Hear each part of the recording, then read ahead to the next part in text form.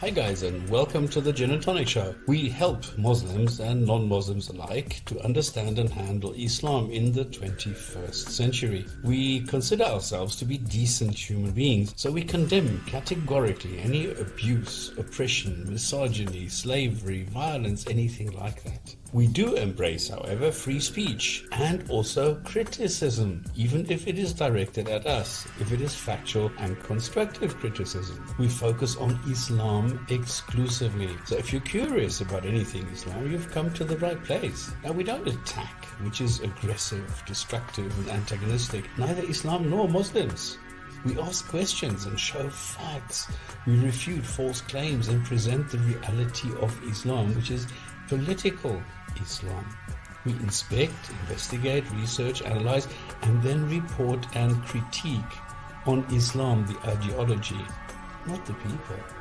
Now, the live stream goes to YouTube and Facebook, and there are three ways that you can participate in this. Either you join us in the live written chat, you can join the panel during the live show, or later on watch and comment the archive. And anyone can join to comment, critique, contribute, or question. This is not a Dawah channel with censorship. Don't go to Patreon, don't go to PayPal. Everything here is free. The way we work is usually we have some news, some Krazy Komments, a segment where we go and read the Quran, and then a discussion on the theme of the month, followed by integrating the live chat, ending with a Hadith of the week. If this is not enough Islam for you, there's still the Discord channel where you can discuss with us without anything being recorded. See you later and enjoy the Gin and Tonic Show.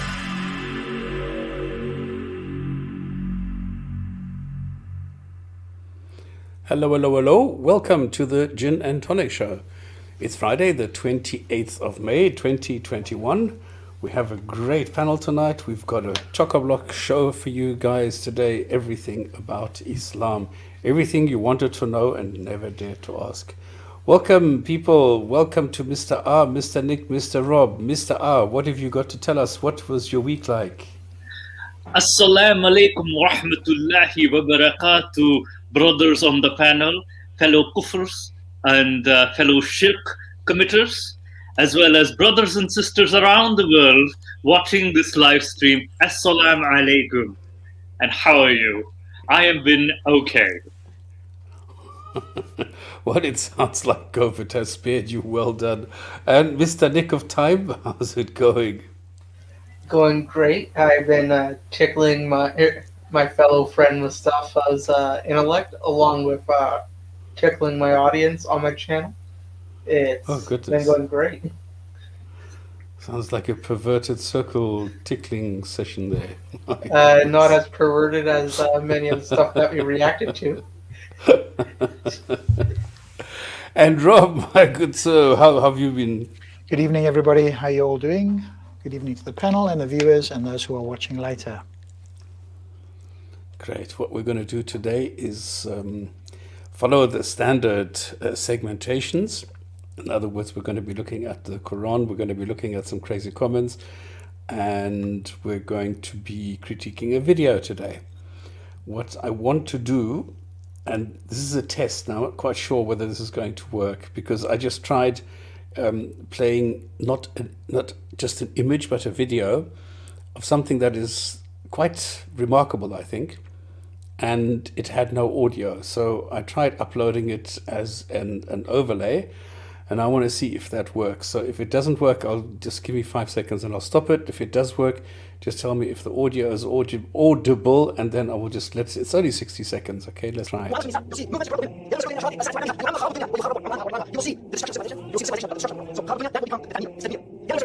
So this long narration that lists a lot of signs of the Day of Judgment is fabricated. Yeah, we can hear that. It has a narrator in its chain, which is known to narrate fabrications, as Ibn Hibban rahimahullah mentioned, among other defects in that chain. And it's important to note that even though some signs of the Day of Judgment that were mentioned in that long narration are authentically established in other hadith, however, this long narration, which lists all these signs, is a fabrication. And parts, like for example, the part about the satellite dishes, is not authentically established. And again, just take this video as an example of how widespread this issue is and how many people are being impacted because they're watching these things and accepting them and believing them, thinking that they're true. This video on YouTube has over 1,144,000 views. And this is just from one upload on one channel. And I'm sure, as you all know, a lot of these clips get uploaded multiple times on YouTube on different channels. So potentially it's been viewed by many, many more than that. Okay, so this was a short clip of somebody who actually dared to speak up, who said, yes, the way that these end time, let's call them, I don't know, prophecies or whatever you want to call them, these silly stories that we've been talking about for so many times, that these are actually fake. So a lot of these videos gets thrown around, and he alludes to some of this, where he says, yeah, you know that there are multiple uploads, so if this one has 1 million, just imagine that, 1 million views. Today's, well, crazy comments are largely from this video, where the claims are being made that the end times have certain signs, and these are the signs, and these are the predictions, these are the prophecies, this is what has been said about them, and this is very true and correct, and it's been demonstrated, proven, and blah, blah, blah, blah, blah. And now here comes a guy who says, listen guys, yes, I'm a Muslim too, but just take it with a pinch of salt. These are fabricated. They're not real. They're not true. And yet they are being passed around as though they are, because it suits the narrative. It suits the agenda. And that is why it's being used. And this is, I just wanted to show this, to show that there are not only dishonest Muslims, but there are honest Muslims who will call out the dishonest ones and say, listen, don't do this. And this is why I thought this was quite remarkable, and this is why I was going to put this in the beginning. I hope you appreciate it, and I hope that you appreciate that we're not only criticizing Islam and jumping on people who are dishonest, but if somebody is honest and if somebody is able to point out an error somewhere, that we are equally capable of addressing this too. So this is why I thought this is an adequate thing to start off with, because we've been talking about exactly these things in the last couple of weeks a lot. So there you go. Any comments on this one? Yeah, I'm glad that this person decided to point out the problems with certain narrations, because I've also been looking at some narrations regarding, the end times, the Dajjal, the Antichrist, the Gog and Magog, and not all of them are categorized as Sahih, even on websites such as Sunnah.com and such. So I was surprised that these are passed along. There's a lot that are passed along, but they're not authentic at all. Exactly. So I'm glad he's speaking out at least. Anyone else? No? Okay. So this was something that I thought is interesting, and that's why I thought I'd bring it to your attention. Okay, let's start with the inspiration, what you would call it, pamphlet or poster, which this week is dua. I answer the prayer of the supplicant when he calls on me. So this allegedly is a God who says, if you pray, which is the dua, then I answer the prayer of the supplicant when he calls on me. Now the funny thing is, we've had gods for, I always use this number, 50,000 years, because we've found the first relics of a godlike creature, and it has been dated to something like around 50,000 years ago. That's why I use the 50,000. So we've had gods for 50,000 years, and for 50,000 years, no God has ever answered anything. No God has ever been in contact with anyone, even though there are people who believe that there has been some sort of contact. But it's never been demonstrated, it's never been verified, it's never been, corroborated by anybody else. So these kind of inspirational or motivational posters are so useless, because as soon as you switch on your brain and say, well, hang on, if I go and pray, then this says I answer the prayer. Now I am a supplicant, I pray, I'm calling on you, then bloody well come and answer. And there's nothing there. It's, as George Carlin says, you might as well pray to a milk carton or George Pesci. You have the same response, which is zero. So I don't know why people actually go and do this.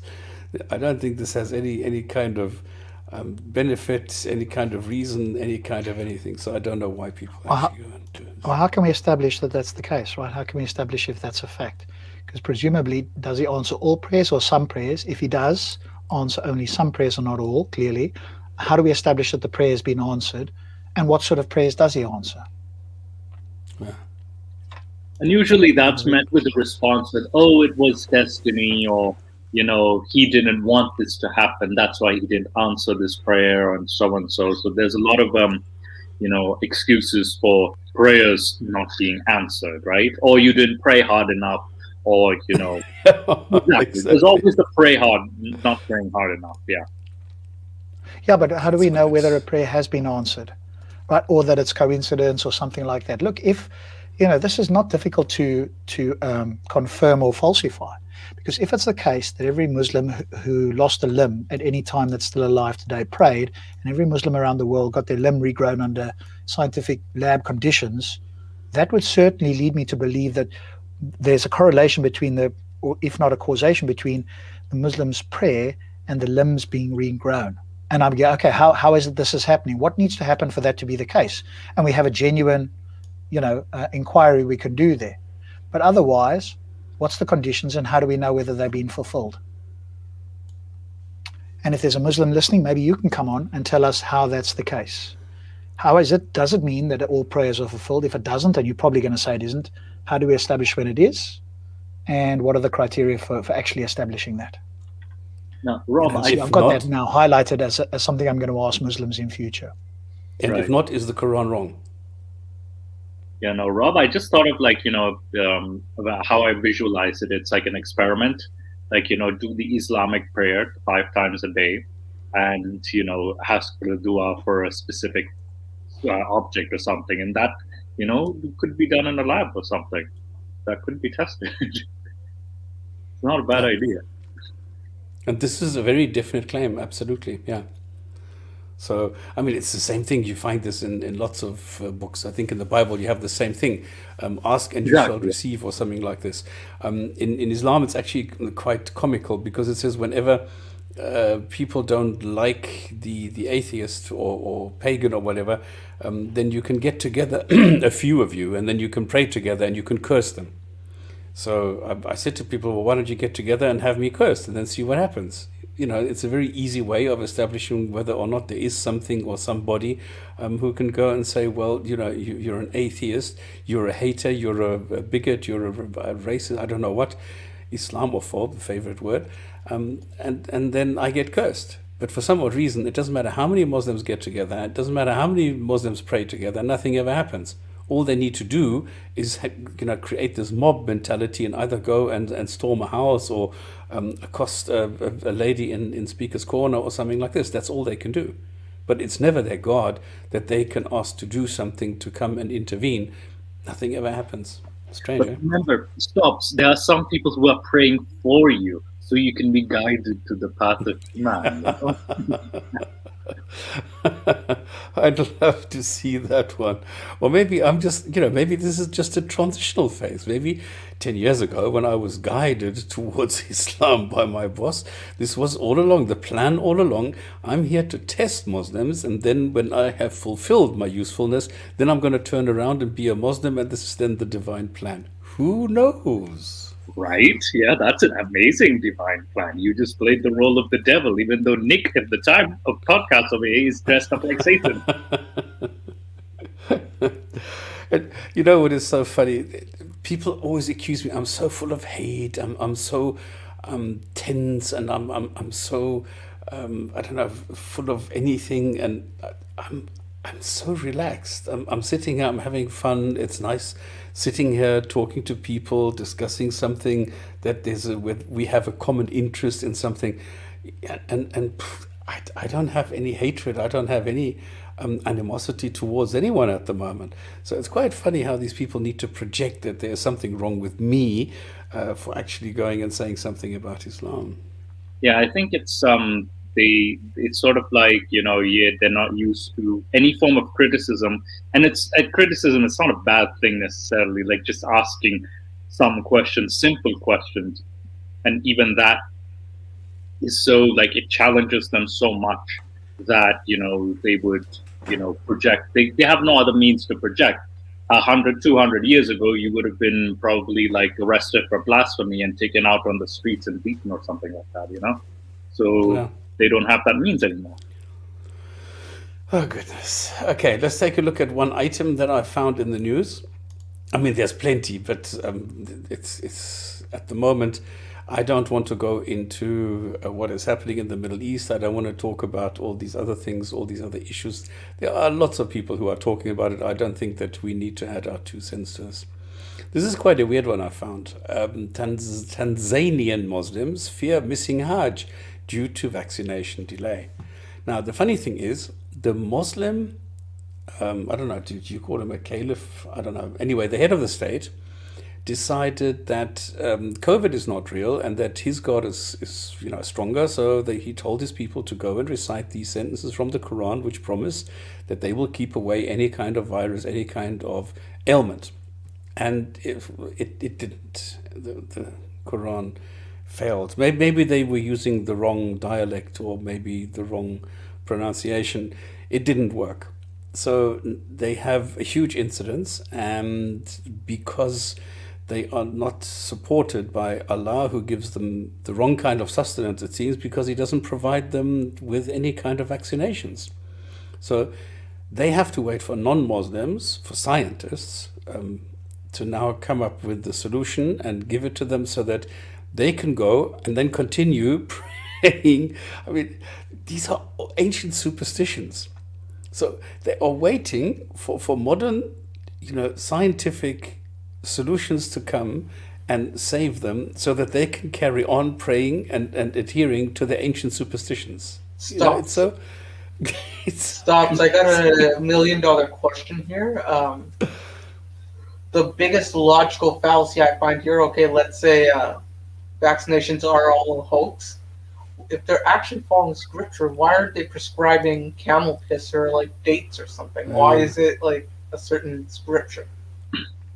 The Saudi Arabia here is requiring all its pilgrims for the scale back annual Hajj to be vaccinated against COVID-19, and in Tanzania, where vaccinations have not yet begun, Muslims hoping to go to Mecca are urging authorities to start jabbing. Okay.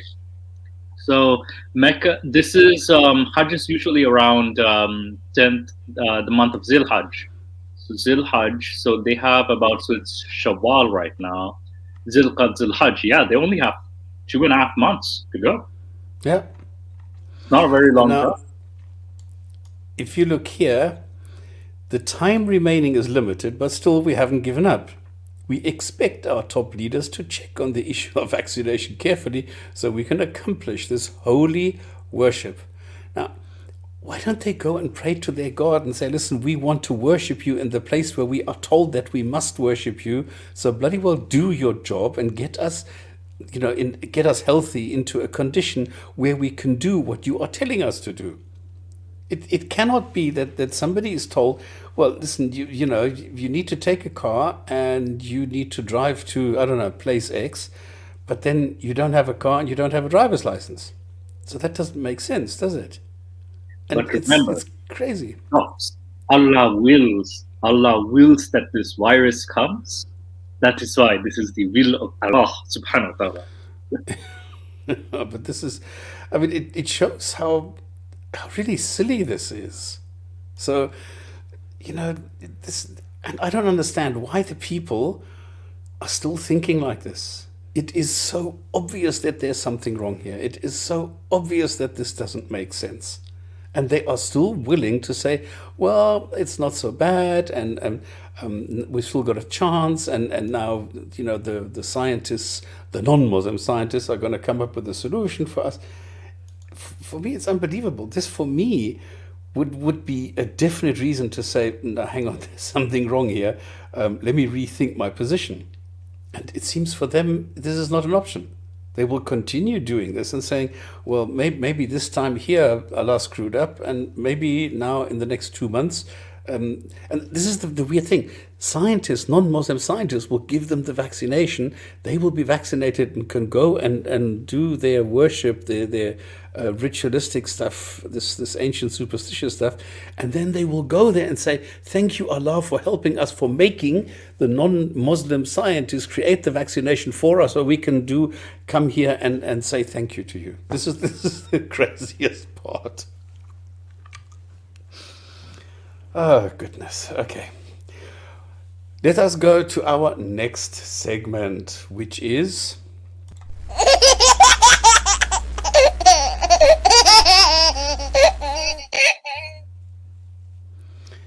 Here we go. Okay, Can I do this? Yeah, you were missing last week. We sorely missed you last week. I'm so sorry. I'm so sorry. Okay. I put this in because this shows the entire intellectual stimulation that we are getting from comments under Muslim-centered videos. All right, let's begin. Brother, what's your name? I mean, this is a comment that somebody puts under a video of the end times. This is all that he manages. Brother, what's your name? There's no question here. Where'd you get this from? What is the source? Why are you saying this? What is the effect? And what are the consequences? And what do I need to do? How can I save my family? You know, there's so many questions that come to mind. Brother, what's your name? And stop. It's the crazy thing is, I've even actually on Instagram, I share a lot of these things. This is the first message I usually get too. Brother, what's your name? Yeah, and I'm sure the second question is, brother, what is blogging regime? No, brother, you are atheist. You seem misguided. Then Zakir Naik video is linked by the next message. Yes. And it's the Zakir Naik scientific miracles. Yeah, I get that a lot. This is true. Oh. I don't know why this is so. I don't know why it seems so compelling to them. I don't know. I don't understand it. Okay, the next one. Okay, you do it. I mean, you're better at this than I May am. Allah forgive us all, inshallah. This is making me tear up. We have all been driven so far apart from Islam. Can you please explain this? Okay, so basically it's like, hey, we may Allah forgive us, like we've made a mistake. I'm crying. This is making me tear up, and that we have been, we're not studying the true Islam. We're away from the true Islam. And the true Islam is? Apparently, like according to this video, it's proven that this is false. So it's like, we're away from true Islam. I don't know. Amazing. Okay, that's good. Is this really gonna happen? We are already in. It's already happening. Can you believe it? Oh, goodness. This is so silly. This hadith is zaif. He didn't even mention a source, but I managed to find it. Al-Mu'ajim al-Abir, written by Imam Sulaiman ibn Ahmad al-Tabarani. It has a weak chain of narrators. Then it's followed by... But just take a break. Just let that sink in. There's somebody here who says, okay, I actually looked into this because I was, I don't know, tempted, or I was somehow inclined to check this. So there is somebody here who still has some degree of critical thinking left over. And he checked this and he found, no, this is not even Sahih. This is not even Sunnah. This is Daif. This is, it's a failure. It's a fault. It's the weakest form. Zaif is the weakest form of hadith. Exactly. In the classification. So why do they even exist? I don't know why they even... And then he says it has a weak chain of narrators. In other words, it is not part of any Sahih group or whatever. So be careful when you listen to this. And now listen to what this Yiki's Chosen has to say. But how many years before it could be written? Even if it was written in the 19th century, or still is miraculous, isn't it? It's miraculous. Miraculous. Okay, but it's somebody, and this shows me what disposition this guy has, this Yiki's chosen has, because this Xengzo guy says, listen, there's a problem here. Don't blindly trust this. Go and check it yourself, and you will find the same as what I have found. And then somebody else says, no, no, no, no, no, don't do that, because even if you are right, it's still a miracle. They are so bent, they are so attached to this idea that it must be miraculous. They are so, I don't know, obsessed with this idea that it is a miracle, that there must be something special here, that if somebody pulls them down and puts them on solid ground, they don't like it. They will go and say, no, I'd rather float. I'd rather believe this is something else that, yeah, but even if it is da'if, but there's still something miraculous about it, isn't there? Like really begging for there to be something special. And this is the problem, that even if you confront them with reality, they don't want to see it. Yeah, this reminded me of an incident. This was in Pakistan. I think either it was Islamabad or Lahore, where a suicide bomber was arrested, right? About to, he's wearing the jacket and everything. And he's like, why? And he was just walking between the cars. Like there's traffic, he's walking between the cars. And he's like, let me go, let me go. I was walking between the Huris. The Huris being the virgins, that is. So he was that. Yeah, that's the kind of mentality that this just reminded me. Wow. Anyway, I found this stunning. Ya Allah, why is this so accurate?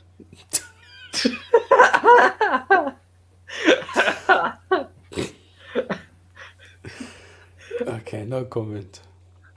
It hurts my heart when somebody is talking bad about Islam. Sad face. And this is also the problem, because this is what is being used so many times. This is what hijab and co are doing. They're appealing to somebody is talking bad, and now it hurts your heart, and therefore you need to take action. And this is how it happens. And this is why Abu Layth is somebody who did not respect the Palestinians, and this is where he lives. I'm not telling you to go there, but this is where he lives. I'm not telling you to hurt him, but this is where he lives. This kind of this is so sick. Yeah. And stops. I don't even think it's like the talking bad part. I think the heart pain he's getting is from like high cholesterol or something. Or something like that, yeah. Well, like, I don't know if people are even aware what happened in Speaker's Corner, where a lady who is a Christian, she has a voice like a machine gun. She was there. She was wearing a T-shirt which was pointing out that the pen is mightier than the sword, and this had a picture of a guy, obviously an Arab, lamenting the fact that he was disappointed that the pen was actually painting him. And they got so upset that they accosted her, they assaulted her, they threatened her with all sorts of things. A guy pulled down his pants and pulled out his dick, just to show her, this is what I think of you. And one guy couldn't, there was only, how many words? 4 words. I will fuck your mother, 5 words. That's all he could say for like half an hour. Those were the only 5 words that he could think of. I will fuck your mother, I will fuck your mother. As though this has any kind of impact on a non-Muslim. It doesn't. But they are so obsessed with this that they will, I don't know, this blind rage that takes over. The problem is that the cops don't know how to handle this. So what they did is they arrested the victim, this lady, to save her because she was being accosted. Instead of protecting her, instead of making a circle around her and telling the people, listen, get back, give her 3 meters or something like this. No, they allowed everybody to come in close, and then they had to extract her. Wow. And this is quite silly, because then somebody asked the cop, said, listen, why exactly did you now arrest her? And this was the guy who started accosting her. This was the guy who started the whole the escalation of this situation. And do you know what the cop said? Well, it's like, if we have two corners or two sides in a football match, if you are in the wrong corner, we need to extract you because now you're causing a breach of the peace. And telling the Muslims, you are now in your corner. Speaker's corner is your corner. So this belongs to you. And if somebody comes here to Speaker's corner and causes shit, we need to extract that person. Now they own it. So they have been told now by a policeman, Muslims own Speaker's corner. And that is what is so terrible. This is what is really terrible, because now what they are going to do is, free speech is now gone. Because as soon as you say something, they know exactly what to do, and that is they just need to make, cause some sort of a ruckus. The police will come, will remove the person who is saying something, who is talking bad about Islam. This is their version of it, and then that person will be removed. So this is something that we need to watch out for. I don't know if it's already too late, but I would actually love to go down there and have 20 people stand there and everybody says the same thing about Islam, so that they cannot do that and they have to go and accept that, yes, we do have free speech somewhere. And this is, I don't know, it's very sad what happened. All right, this guy, do your thing, Mr. R. This is one of the greatest hadiths of our beloved Prophet. Glad that I joined Islam. Peace and love. I am so shocked at how true this is. Allahu Akbar. Can you believe it? Can you believe it? They are so credulous. Anything that another Muslim tells them is automatically accepted, without any inkling of rational or critical thinking. To stop spamming. It's the same guy. Oh, okay. Why? Why can't miracles... Wait, I'll say stop them. And stop spamming. Why? Why can't miracles have evidence? We have Ramesses' second body, so we have the evidence of the split of the Sea of Moses. What is this logic? Miracles can't have evidence. Well, if it has scientific evidence, it's no longer a miracle. He doesn't understand it. That's what I told him. That's exactly what I told him. And this is the question. Why? Why can't miracles have evidence? He does not understand it. And we have Ramesses, Ramses the second body. So I told him, no, we don't have the body. It's just a cavity. It's an empty shell. So you don't have evidence of the split sea just because a pharaoh existed or something. So weak. And what's funny is that, the research that was done on the pharaoh's body, the water particles, right? That study was done, of course, under Saudi Arabia. I think it was under Arabia or something like that. And the fact that the science was so wrong, you cannot find evidence of drowning after thousands and thousands of years. You cannot do that. The body would just decompose quickly and cannot be mummified like that if it drowned. Well, the thing is, they excluded it because he had a hole in the head. Yeah, that's it. And it was just so poorly, how he articulated his evidence. I don't know what the name of the researcher was, but it was so poorly done. It was just trying to it was a very slippery slope. He just made those assumptions and then just, went with it. That this is Ramses the second or something like that. It wasn't a researcher. It was a hobby Egyptologist. It was a gastroenterologist, Dr. Maurice Buquet. He was the one who wrote the book about this. He was the one because he was the king's physician. That he was allowed to go to Egypt and sort of investigate, and he was allowed to look at this mummy. And he's completely clueless. He doesn't know anything about the next thing. And he said, well, there's white particles which taste like salt, so that means he must have been drowned in salt water. So that was the residue that they found. That they were using a salty liquid to clean out the inside of the cavity, it never occurred to him because he was an amateur. He didn't know anything. So wait. So he's a Gastroenterologist. And was he an Egyptologist or no? No. Oh, He was wow. just interested in this. He calls himself a hobby Egyptologist. There's a whole long story. I did this. There's a long video of mine about Haman and the role that he played. Yeah. Because he went and said, yeah, everything makes sense. I consulted with somebody who, sort of suggested I read this and this book. Now, this was the standard book that you read. This was the first book that you read if you're interested in Egyptology. He didn't even know about that. So he consulted an expert, which is unnamed. He didn't drop any kind of name. Now, Muslims love dropping names. So if he's talking to Muslims, I mean, he was a Christian, a French guy, but still, he would have loved to drop the name. He didn't drop the name. He just said some expert pointed him in the direction of the #1 standard book, and he misquoted the title, so he didn't even know the title. Then he looked up something that was irrelevant, which pointed him, he said, to something else. And there he just took the hieroglyphs that were there, retranslated them, made a mess of it, and then said that he found this on a stela, which it wasn't, in a museum in Vienna, which was called this, which is also wrong. So everything that you could get wrong was wrong. Wow. And he says, this is how you know that Haman was actually in Egypt.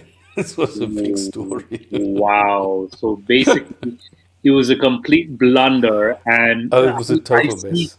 I see Muslims to this day like parading this research as though this is like a sign of a miracle. Without, of course. Yeah, it's still paraded around. Yeah? Yeah, no, I'd like to see some peer-reviewed studies. Exactly. Like peer-reviewed. When you ask them, is this study peer-reviewed? There's no response. There's no evidence. This is just an article and a book, and that's it. Mm-hmm. Yeah, it was fun taking it apart.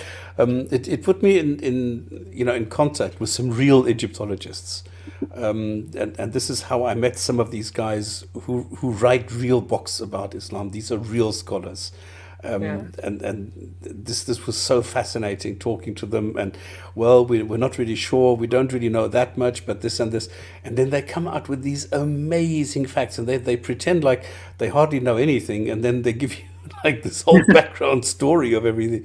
It's excellent. I mean, this was so nice. This was a guy, a German YouTuber, who put me in touch with them because he was a student with one of them. So this worked through. It was brilliant, really. Okay. Yeah, and one small thing I wanted to add on top of that, especially with stuff like this, is the use of scientific enthusiast magazines across all, let's say, religious fanatics is extremely high. They don't actually talk about peer-reviewed scientific articles or publishers. Instead, they use like popular, like Scientific American magazine or whatever, some BS journalistic piece that's been modified and probably written by some liberal arts grad whose science that he learned was back in 6th grade. And this is a common thread I've even seen with the famous Kent Hovind versus King Crocodile. So King Crocodile was coming in with peer-reviewed research saying, oh, this is Hubble's law. This is from this peer-reviewed article. This is the Doppler effect. This is the Casimir effect. You can get, if you have two plates with energy in it, you can turn it into matter and such, and a bunch of other peer-reviewed articles. Whereas Kent Hovind came in with, like, here's this article from, like, this, I don't want to even name, like, an accidental name for some libel issues or whatever, but legal issues or whatever, but like some random article that was written by some essentially like liberal arts guy who doesn't know anything about the actual science itself. And I think this is a common thread amongst most of these people. Well, it's actually a lot worse than that, because there are so-called vanity journals. So you pay $3,000-$4,000 and you can publish anything that you want. And then they claim, yep, this is peer-reviewed, and it's not. So what I did is I set up a fake account and I registered there, and then I said, okay, I'd like to peer review this, and they said, yeah, fine, but you need to do this and this. So there's no peer review. They tell you what you need to do, what you need to write. And of course I didn't. I just wanted to test this, because there are essays, articles, where people swear that drinking camel urine helps you, or putting honey on something is the only remedy for tuberculosis. And they write these things and they publish them in these vanity journals, and then Muslims point to them and say, you see, this is a peer-reviewed journal and this is where we find it. So it's the same credibility level as yours.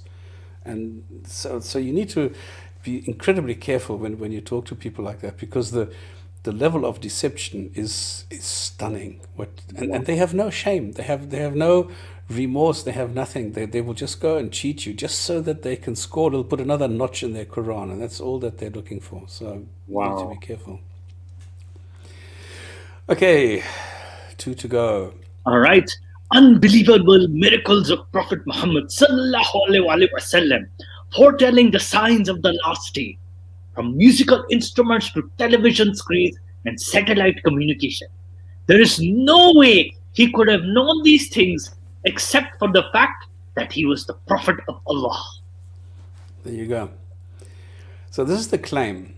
And we saw the reaction of another Muslim who said, no, don't believe it. The satellite communication with the dishes is fabricated. It's nonsense. It's useless. Don't believe it. So we have people who are trying to uplift Islam at all cost, but making Islam itself susceptible to factual revision. This is not something that you want. And this is why the other guy said, no, don't do that. And this is, like, I hear this so often. There's no way that Muhammad could have known these things. Well, he didn't write the bloody Quran, did he? He didn't do anything. He is the parrot. He was just, told, say it is 25, and he says 25. Now, how could he have known that 25 is a magic number, that 5 squared is 25? How could he have known that? He didn't. He was just told to say 25, and that's it. Even his so-called sayings were recorded much later, after the Quran, after everything was even established. This was after even the schools were established too. Actually, not quite. The first complete Quran, remember, is like 200 years after we have the Sirah. Right, okay. And the Sirah was 200 years later than these so-called or alleged events. So we have fragments dating from the 6th century, really. In other words, when Muhammad wasn't even alive, they had the first fragments, which you will find in the Quran later on. And then you will find fragments for the next 400 years. But the complete Quran, the way that, we can say, okay, it has 114 chapters and blah, blah, blah, is only in the 9th or 10th, late 9th, early 10th century. So this takes a hell of a long time. Wow. So we have fragments. So yes, the Tashkent, the Topkapi, and the Cairo, the London, all these Qurans exist, but they're not complete. And this is something that Muslims don't understand. And then if you ask them, well, where is the original one? They will point to these. And you can tell them, no, that's number one, they're not originals. They're like hundreds of years later. And number two, they're not complete. And this is the funny thing. I think one of the first ones is the blue Quran. I mean, it looks beautiful, really nice. And I think it's one of the first complete ones. And this is middle 10th century. So hard to say. Oh, wow. Okay, this is what you sent. Oh, no, Smile said this. Oh, Smile sent this, okay. Actually, I am Muslim and have no problem with Prophet Muhammad marrying Hazrat Aisha. Marriage like that was not a problem until 1920. Age of marriage varies. Some places it's okay to get married when you're 14. I am Quran-centric Muslim and I agree that Muslim majority are morons. Low-minded people. In Quran, it is said that you can go to heaven even if you're a Christian. Surely, those who believed in Allah and those who are Jews and Christians and Sabians, whoever believes in Allah, and then the last day and does good deeds, all such people will have the reward with their Lord. And there's a read more. I didn't click on this. Yeah. Aisha. It's silly enough. Wait, okay. Rahim Khan. Aisha radiallahu anha doesn't consume her marriage until puberty. Wow. Now, this is a very common misconception. If anybody ever comes and makes that claim to you, ask them to show you where it says that. Because I have not found this. As far as I'm aware, there is no mention anywhere that Aisha actually did have her first menstruation. Oh, it's not even mentioned in, I think Fateh al-Bari even mentions that, she was allowed to play with dolls because she hadn't even menstruated, and dolls are haram, technically. So because at the age of 9, and it specifies she was still 9 years old at that time, and she was still playing with dolls. So the consummation took place prior to even her having her first menstruation. But a lot of Muslims actually believe this, for whatever reason. Yeah, I actually have a few points I want to say on that as well, especially this XY guy. Like, first step is, why are you consuming this person like they're a piece of lettuce or like an olive or something?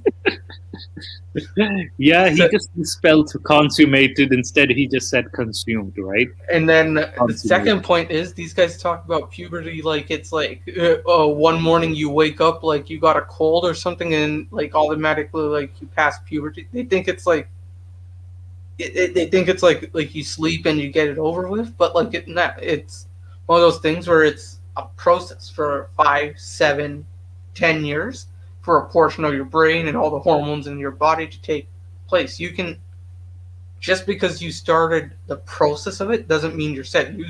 Guys start puberty at 14, but we don't let 14-year-olds decide to sign contracts or all that because their prefrontal cortex hasn't developed yet.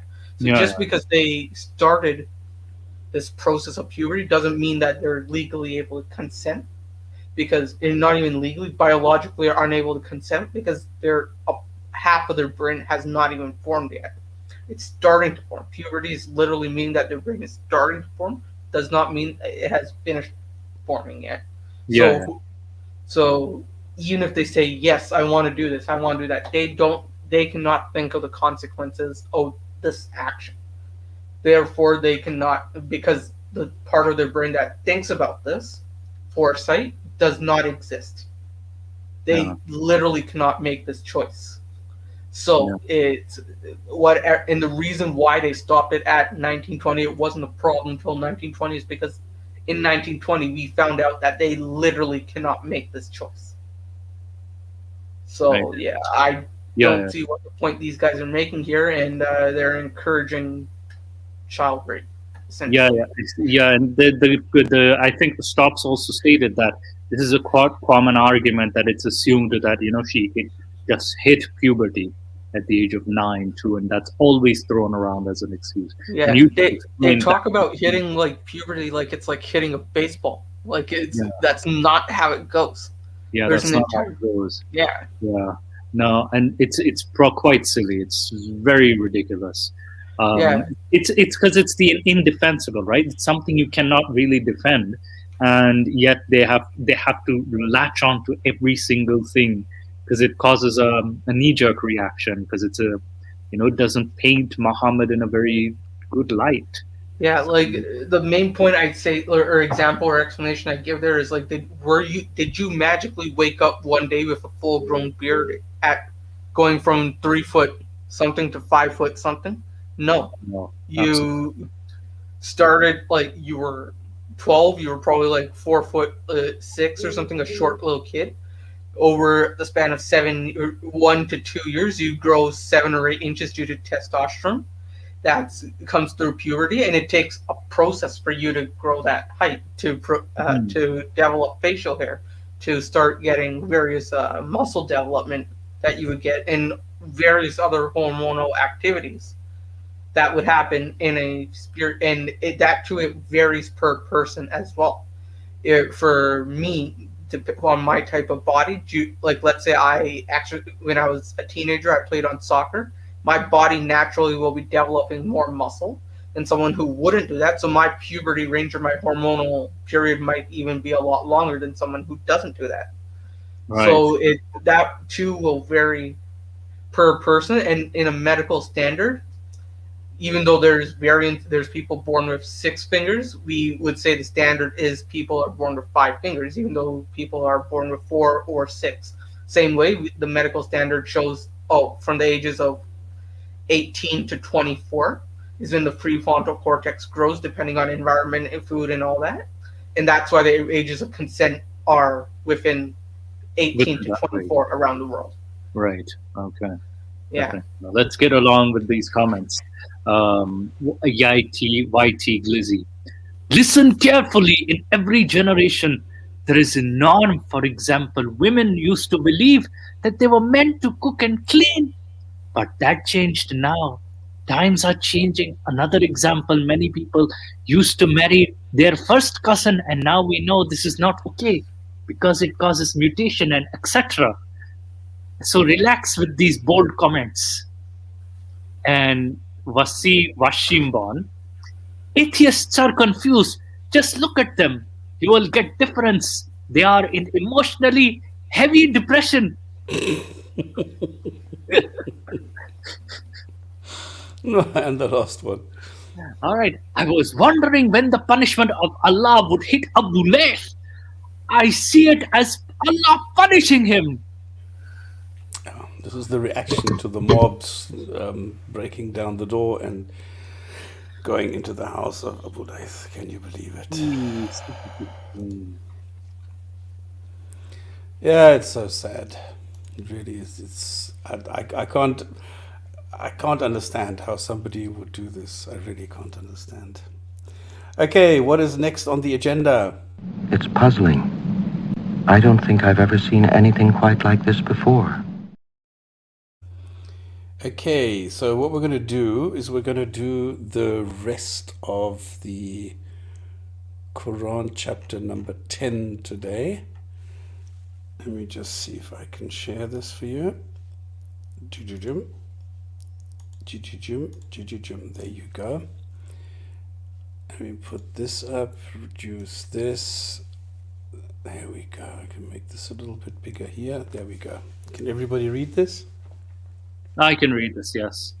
Super. Okay, so last week we were talking about Egypt. We were talking about Moses and how Allah was hardening the hearts of the Pharaoh, and then how they were taken across the sea, and that the Pharaoh was saved in his body as a sign. And this is what we saw today, for example, the reference to this Ramses II, because for some odd reason they think this was Ramses II. Why they think this, I do not know. And we saw that this is not a body. It's just a hollow shell, not a body at all. So in chapter 10, sentence number 93, it says, "We gave Jews 5-star service until they knew of Islam. We will judge them accordingly." Now, remember what I do is I take sentences from the Quran, which are normally quite lengthy, full of repetitions, and they always say Allah is the best and sweetest and whatever. I just go and look at what is the real contents of the sentence, and that is what I bring, what I write down here. Now, this doesn't really make sense, and unfortunately, this is what it says in the Quran. So, yes, we gave them sustenance, we gave them somewhere to live, we gave them a place, we gave them everything. But this was only until they heard of Muhammad and Islam. Why this means we will judge them accordingly, I do not know. This is, if you look at if you read the tafsirs, there are so many on this topic. They're also not clear.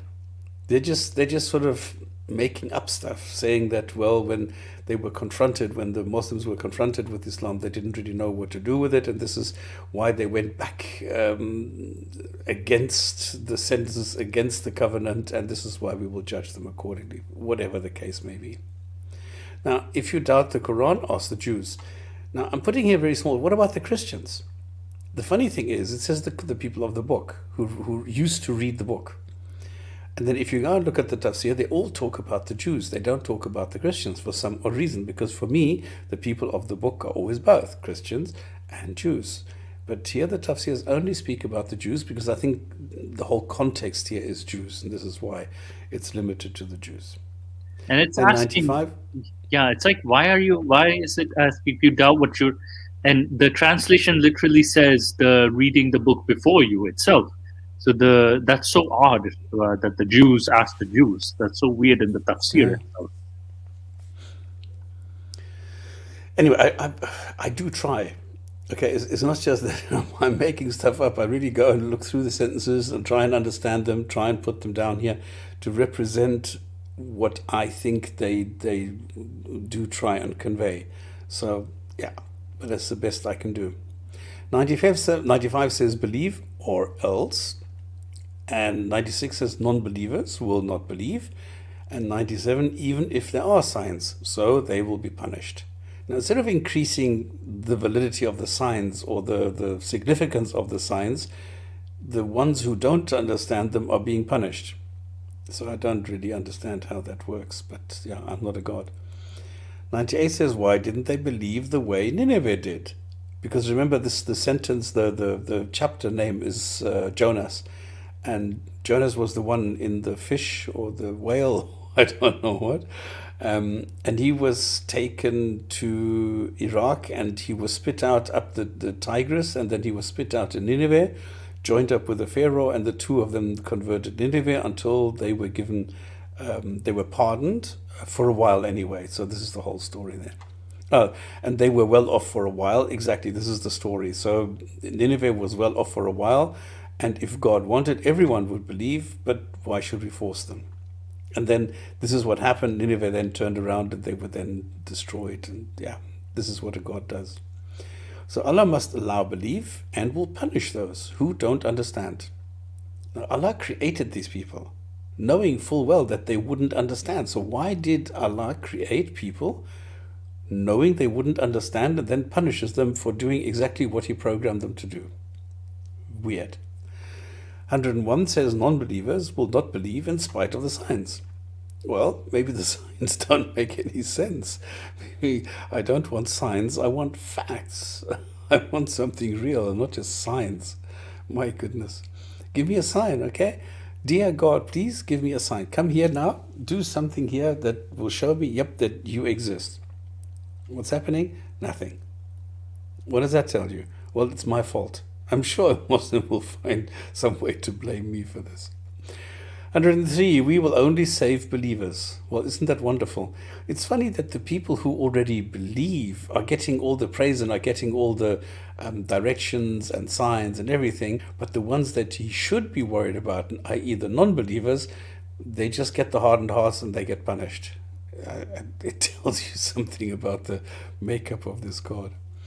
Say, I believe, and don't worship other gods. That's what the people should do. So don't worship other gods, which don't exist, by the way. So there are no other gods, because there is only one God. So you shouldn't worship the other gods that don't exist.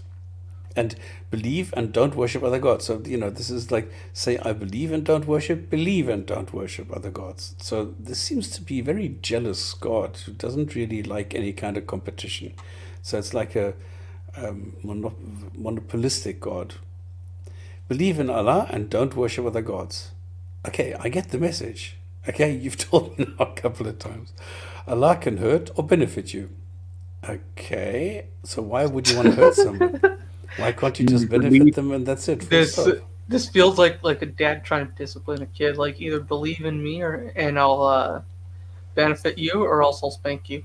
Exactly. That's exactly what I feel as well. Yes, it is like that. Yeah. And this is the funny thing. Muslims are being treated like kids, and they enjoy being treated like kids. And this is why they sometimes think like kids. I mean, if you see somebody, come on, like Ali Dawah or Adnan Rashid or these people, come on, they're at the level of an 8-year-old. Anyway, belief can benefit you. I don't know how, but yeah. Non-belief can hurt you. Oh, really? I don't feel it hurts you. And the final sentence in chapter number 10 in the Holy Quran, do as you are told. Again, this is like daddy here. Do as you're told until Allah will decide over you. Or I will send you to bed early or something.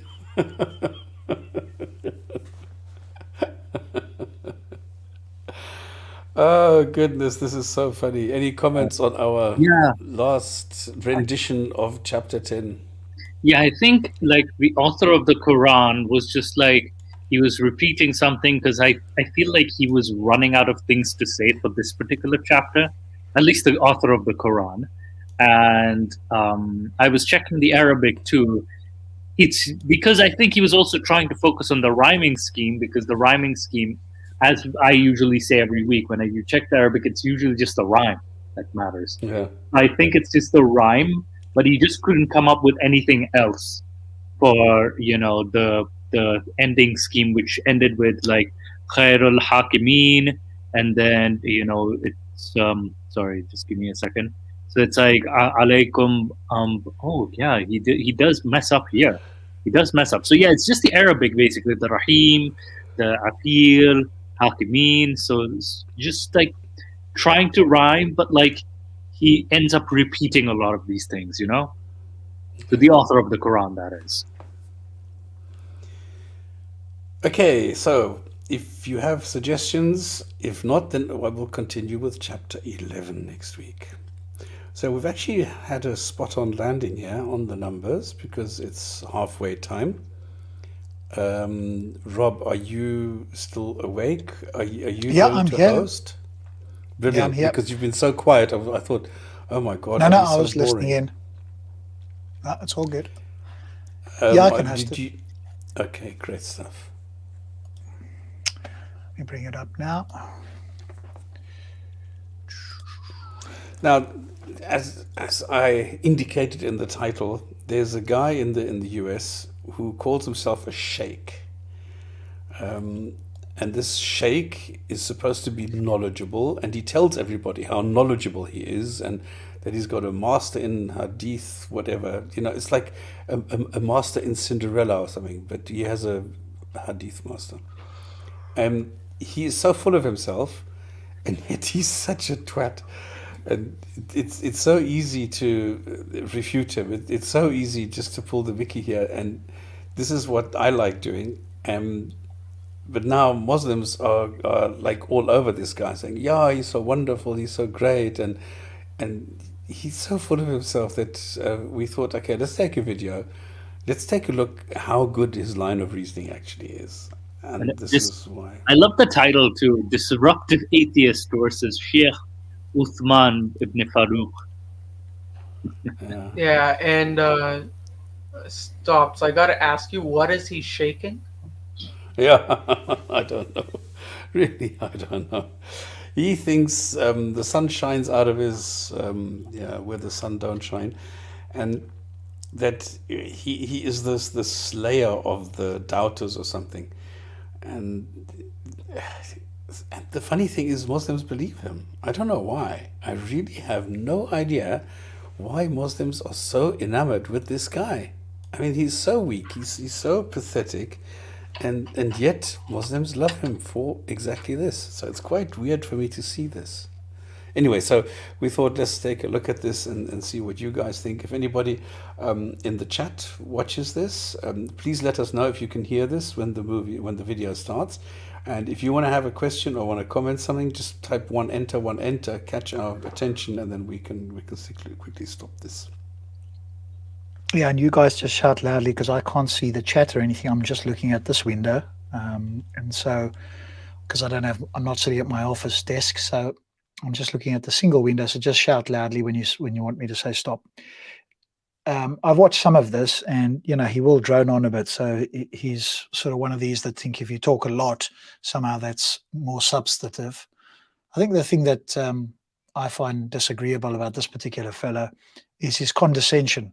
Now, you may pick it up here, but it's certainly far more on display when he's doing these live streams in the Muslim safe space. Then he wants to tell you how wonderful he is and how knowledgeable he is, as Stops has pointed out. But you might get some of that coming across here as well. So you guys just shout out loudly when you want me to stop, or I'll stop when I hear something. Sure. I don't believe either. You don't believe in the Bible? I don't think there's any God. Okay, you don't believe in God at all. Okay, so the scientific miracles, the linguistic miracles, the mathematical miracles, the historic evidence, if you put all of that together, I believe an illiterate man in a desert that had no access to such knowledge, that had never been to an ocean, would not know that there are waves underneath the ocean, that would not know that sweet water and salt water, those things that the Arabs didn't know, that they disputed about, but they came to be true. This shows the miraculous nature of the. When you talk about an extraordinary evidence, we have already agreed that there are linguistic miracles, there are scientific miracles. Okay, scientific miracles, you said I'll give you that. I'm sorry. I just need to point something out, because I think this needs to be understood. What is happening is he makes some claims in order to go somewhere. So what the atheist is doing is saying, okay, let's just grant you that if there is a miracle in the Quran, if you believe this, okay, fine. Where are you going with this? So he just said, okay, let's leave this. Yes, if you believe this, let's take it. Yes, these would be miracles. He did not say, yes, these are actually in the Quran, and yes, the Quran is a literary miracle. He did not say that. But this Farooq guy doesn't understand this. He thinks he agreed with his assertions, not understanding how the whole background works, and he's too limited in his thinking to go and understand this and say, okay, let me just continue and get to the point where I want to go. And now he's saying, yeah, well, you agreed with this, which he didn't do. He just said, okay, just for argument's sake, let's just say that there are miracles, because this is not my bone of contention at the moment. Let's see where you're going with this. And this is exactly where the misunderstanding now happens. And stops. What's funny is that, this is actually a common tactic too. When we start saying, hey, let's grant this during a discussion, they will immediately use that against you, and then say that, I won the argument. So they just want to win the argument, but never actually have the discussion. And just so you guys are aware, by the way, this is just highlights. So this is actually going to be repeated later on. So when we get to it, then you've already dealt with it. So I agree with you. It was just a matter of convention when having a discussion. The guy was nodding along. It wasn't that he was agreeing. And so this is either, as you say, they just don't understand this, or they do understand it's being disingenuous. But you'll see now it's going to flip. The video is going to flip back. So this was just a point to get people to view it, right? So it's a bit like clickbait type stuff. Look, we're not here to debate. If you granted it, that means it's been granted. That means we've established it. So okay. You said you will grant us that there are scientific miracles. For the sake of the argument, yes. Okay, so we are saying that. I don't see it that way, but go ahead. Well, I'm just asking. Okay. Because so let me ask you a question. So there's a man who's illiterate. A man who's illiterate. Okay. Unable to read or write. Historic evidence. What's the evidence? Every first-hand source, the people that were there, said he was illiterate. Of course, we know that's not true, because there was also people who claimed that he wasn't illiterate, as far as I can remember. Stops. Have you got the data on that? Oh, on which one? People saying that he wasn't illiterate. Yes. There's in chapter 25, verses 4-6. Specifically, it says that the Meccans accuse him of writing this down. In chapter 25, verses 4-6, that he hears legends of old people and he writes them down. So that sort of indicates that, there's a possibility that he could write. Yeah, so, there's lots of contradictions here. Yeah.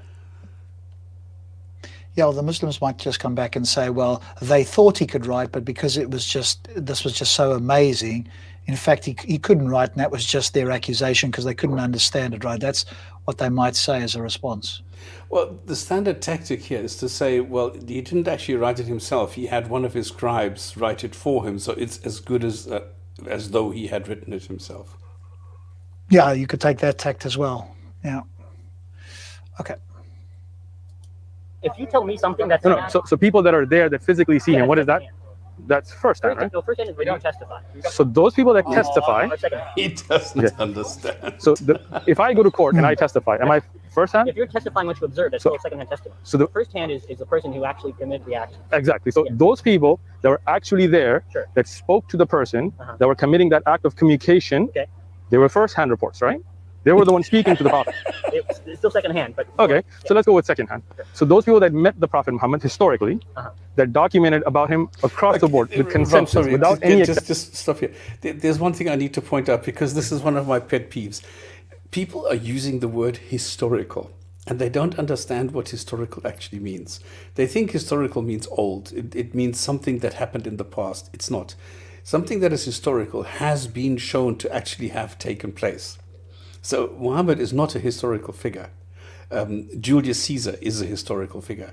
So if you have corroborating evidence, if you have numismatic evidence, if you have inscriptions, if you have other people talking about you, if you have your own texts and other people mentioning you in their texts, that means that there is a real person here somewhere.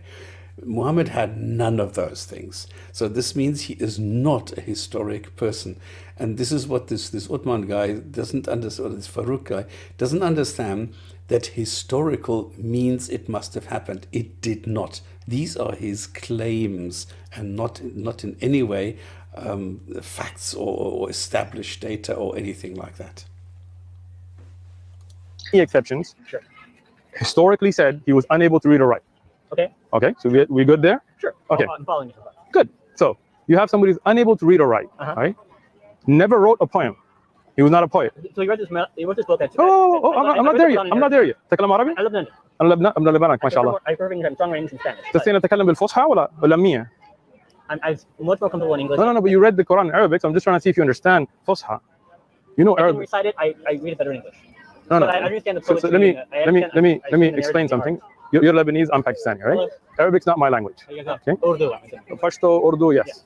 But I learned Arabic, but the classic Arabic. Sure. And there's a difference between Amniya, what most people speak, and Fusha, right? Oh, you're talking about the Quranic or literature Arabic. Excellent. Sure, yeah, I get that. So when you read the Arabic in the Quran, it's beautiful, right? Yeah. So a man named Muhammad, who could not read or write, had no idea about scientific research, because Arabs at that time had no idea. That's a stretch. Sure, how is that a stretch? Were Arabs known for scientific research? I'd like to go into the topic of the fetus looking like a chew piece of gum. Sure, before we go there, sure, okay, so the claim is that the Arabs didn't have any scientific research. So presumably, because we always hear about this golden age, so presumably this guy will say something like, well, they didn't have any of the scientific, they were, pretty clueless, etc. But after Muhammad, then that sparked the quote-unquote golden age of scientific research. And I think, as you pointed out, Stops, a number of those Arabs weren't even Muslims anyway.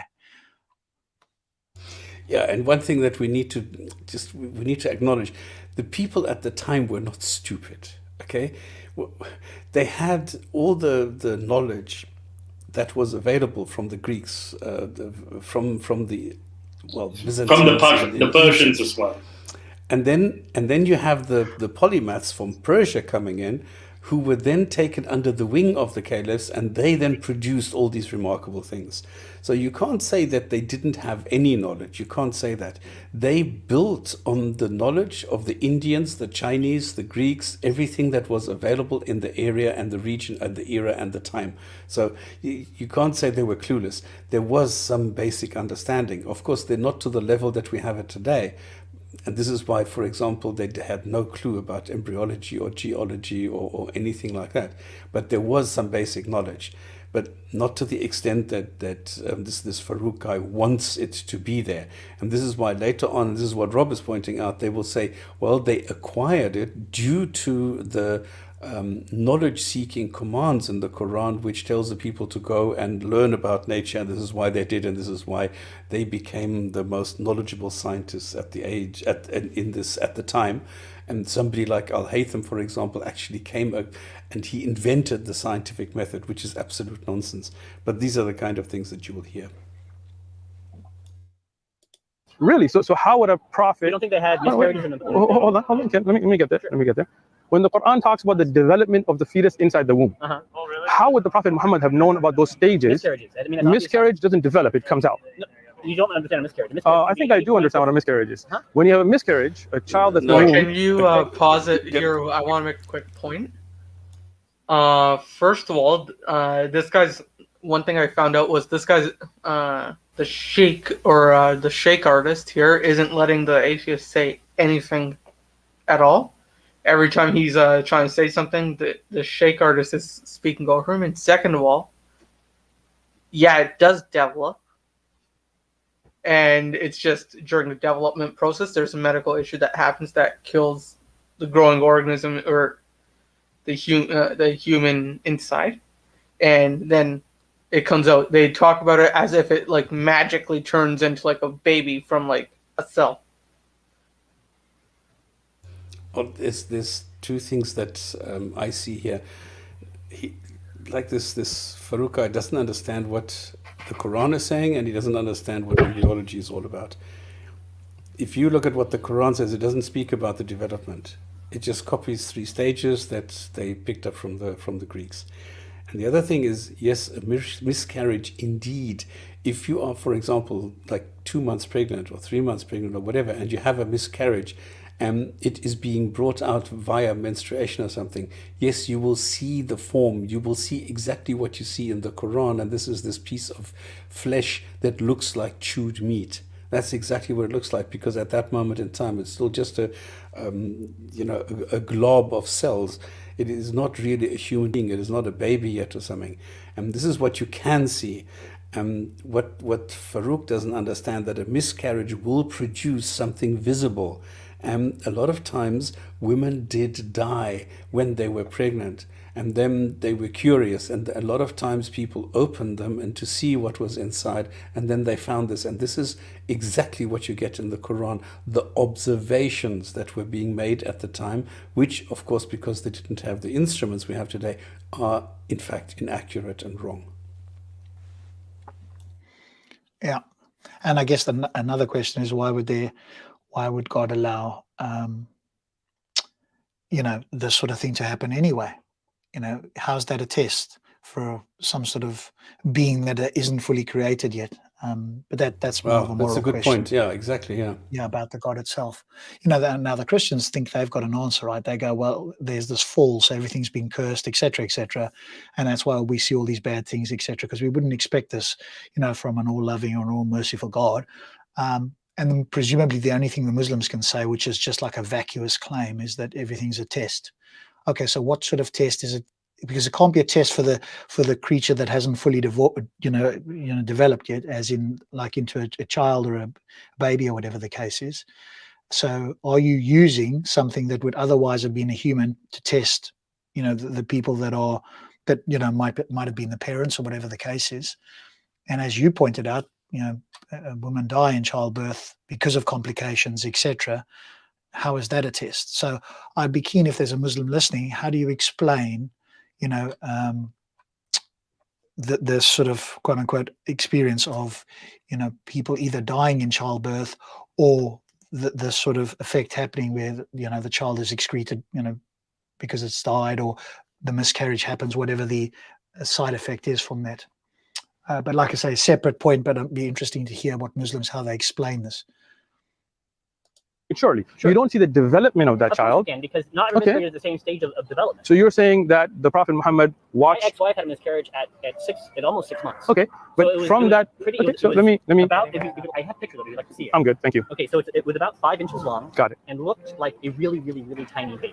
Got it. Perfect. Okay. Now some miscarriages happen within 2 months of pregnancy. So are you saying the Prophet Muhammad looked at a series of miscarriages? He could have. Assume that it was miraculous implantation. We don't even need that. All that happens is, as Stops has pointed out, that other people, say the Greeks or other people, were curious about this, found out about this, saw these things documented, and that sort of stuff gets passed around, the Middle East and Mediterranean and all the rest of it. So we don't have to presuppose that Muhammad himself saw it, simply that he spoke to or was aware of this because other people had done that. So we don't need that particular information. So it's almost like he's trying to narrow it down, right? Exactly. And the point is that these people, this is my personal opinion, that they were trying to show off. They were trying to show, look, we are at the forefront here of technology. We have the latest information in the Quran. We are much better than the Christians in the Bible who don't have this information. And it's true. It was not available to them. Galen was 3 centuries afterwards. So, yes, it was available to the people who wrote the Quran, but not the Bible. So it was just a matter of showing off.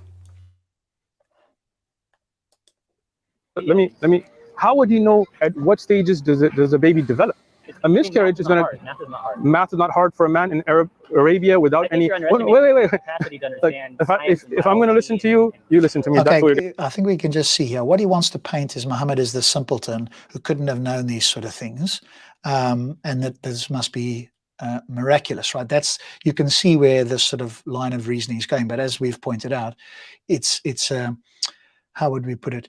It's where you're trying to narrow it down and say, okay, Muhammad must have, seen this or known about this, whatever the case is. Yes, he would have known about it, but it doesn't mean that he participated himself. There's other explanations as to how this information came about. And of course, as a non-believer, we can also say, well, it wasn't even necessarily that Muhammad saw all of that sort of stuff. It was somebody else that put this into the Quran afterwards. So there's a lot of explanations one could have as to why this information that is wrong anyway was put into the Quran, because they also want to claim that this is accurate. And of course, that's not the case either. And on top of everything else, they still want to maintain Muhammad as something special. So how could he have known? So he knew what was right and what was wrong. So he has this filtering function, which somehow makes him or sets him apart from everybody else. Yeah, and what, sorry guys, I also noticed that he's also constantly saying, oh, let me speak. Like the sheikh guy is claiming, let me speak, even though he's not letting his opponent or the other atheist speak. So it kind of goes to show, like, you guys were right, he's full of himself, because even the description is called disruptive atheist, even though he's accusing the other person of being disruptive, but in reality, he's the one disrupting him. And it's not even letting him complete his point. I agree, yeah. So we just got to remember, right? This is propaganda for their flock. This isn't to convince people who are thinking critically. And so what part of the idea here is for him to speak a lot, right? Because it's like it's supposed to be a conversation, but it's actually preaching, and it's not necessarily to convince somebody like this, but rather so the Muslims who are going to watch this will hear his explanation, and it's under the guise of having this back and forward. But if he can control it and say more, then it sounds like to the gullible ear that he's kind of said something substantive. So we're gonna have a conversation. So if you have something to say, I'll be quiet. Okay. Do you have something to say first? Okay. Do you I have? was going to say, I mean, go ahead. I think obviously, I mean, we understand. It wasn't until the 18th century that we finally understood that it takes 9 months to gestate a child, right? So thank you. No, I'm saying it wasn't until then. Yes, you're right. So but the Quran discusses that. It's quite possible that at that time. Can you pause it for a quick second? For all religion, for all people. Didn't he just say that he would stay quiet? Why is he interrupting him again? Yeah, he can't really keep quiet for very long. People, they understood it takes roughly 9 months. They probably understood how many months or how many days or however moons they counted after a woman had menstruated the last time. Okay, so it's been about a month. She's probably pregnant. I don't think it's an impossible feat for them to calculate. I'm listening. The gestation of the fetus to determine if it miscarries at, let's say, 2 months. This looks about this size. Sure. May not be an exact, may an approximation. I don't think it's miraculous. I'm just listening right now. So anything else you want to say first? Okay, I think the other thing is this guy's trying to speculate about, explanations. We don't need to do that. What we need to remind ourselves is to ask him, okay, so what's the evidence you're making these claims? What's the evidence for these claims? Because you sound like you are certain about these things. Provide us the evidence, because with these sort of things, as we've come to realize, we've got to be skeptical of all of these claims. Unless we already know something, like Stops and I might know some stuff, then we'll either challenge it or accept it. But if we don't know something, or we're skeptical of it, for us to go and take the burden and start to, speculate about how he might have known this, etc., it just opens the door for them to challenge your speculations, but never to justify their claims. So we've got to kind of remember not to do that, but to get them to justify the claims. Otherwise, they get a free pass. And if they are able to challenge your claims, then their claims that haven't been justified go unchallenged, and it almost sounds like they've kind of won the point when they haven't actually done anything to justify their claims, except to say it out loud.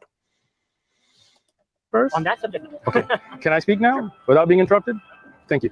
So if we talk about a miscarriage, if you're like a midwife, maybe you see a lot of those. As a regular person, I'm sure you saw one, I'm assuming. You don't see a couple. Sure, you used to be a preacher, so you've seen a couple. But you don't see them like every day in different stages. And that's not going to tell you how the flesh goes around the bone how the fetus develops, unless that's all you're doing as research, right? But that's just only, okay, sure. But that's not it. That's not just the only miracle, right? There are so many scientific facts. For example, the way... Okay, so he's now moved on. He thinks he's explained something. Of course, he hasn't. And it doesn't, as we've pointed out, doesn't mean that Muhammad had to see all of these different things, but that it had been observed by people in that particular field, and that information gets around. That's all we need. But even that is not correct anyway. So, and again, what's the expectation? Because a question to ask somebody like this, is that the best the Quran can do? Is it the case that we could have a much more accurate explanation that matches science so exquisitely that it just defies explanation, and even people today who are non-Muslims are just blown away? Is that possible? He would have to say, unless he thinks it's impossible, he would have to say, yes, it is. If he says it's impossible, then is that the best you can do? Clearly it isn't, because we can just add something. We can show that more information is better than more vague things. So he'd have to accept that, yes, it could have been better. If that's the case, then is this supposed miracle to convince people? If it is, then he's done a very poor job, because you've admitted, or you've acknowledged, that it could have been a lot better, that would have potentially convinced more people than these vague things that aren't actually correct by our standards today. Waves that are underneath the ocean. But hang on, Rob, one more thing. The funny thing is that he's exceptionally primitive in his line of reasoning, because what he is doing, he's just repeating the nonsense that people have been saying about the Quran for the last 30 years, which we know today is absolutely factually incorrect. The Quran is wrong. So he's saying, if you need to explain now, or how can you explain that the Quran knows about the flesh growing around the bones? It does not. So it's a pity that most people are not, clued up to that level to understand the level of apologetics, or the kind of apologetics that is being launched here, to be able to counter it with facts and say, well, excuse me, how does it work? Why is it that the flesh around the bones actually dies, which is the opposite of what the Quran says? How do you explain that fact? These are the things that only we know, because we've been doing this for a couple of years, and somebody like a normal atheist will not know. And this is why this Farooq guy gets away with it so many times, because people do not have the correct counter arguments to this barrage of just throwing out claims.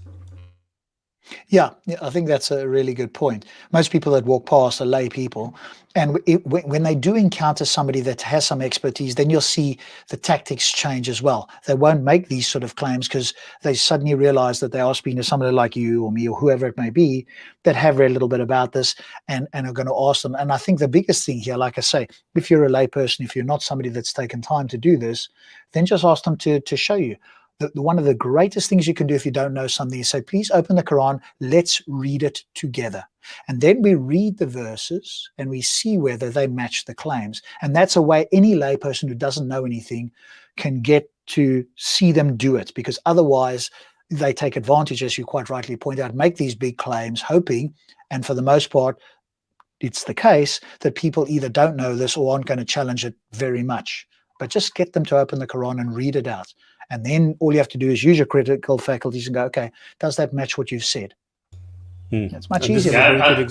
Very good example. He chooses his battles carefully. Sources made the mistake of coming up with a paper that could be corrected. This is exactly the point. He's just rattling off claims and more claims, where sources actually put pen to paper and then made himself a target for factual criticism, which this guy doesn't. Right? That's easy to observe too. How? You would have to go to... Go ahead, I'm listening. Excellent. The Prophet Muhammad, peace be upon him, never went to the ocean. People who did? Nope. Okay, so what he's now moved on to the I think it was the currents, right? I think that's the next so-called miracle. Oh, the barrier. Okay, so that's the next so-called thing. And of course, they do mix. There are places where there looks like a line where they don't mix, occasionally here and there, but they do mix underneath. There's a specific term, stops, and you can remind me what the term is when the one goes underneath the other. I'm pretty sure there's a term that just escapes my memory at the moment. No, it's called something. There's different things. You're talking about the estuary, I think. The way incline or not incline.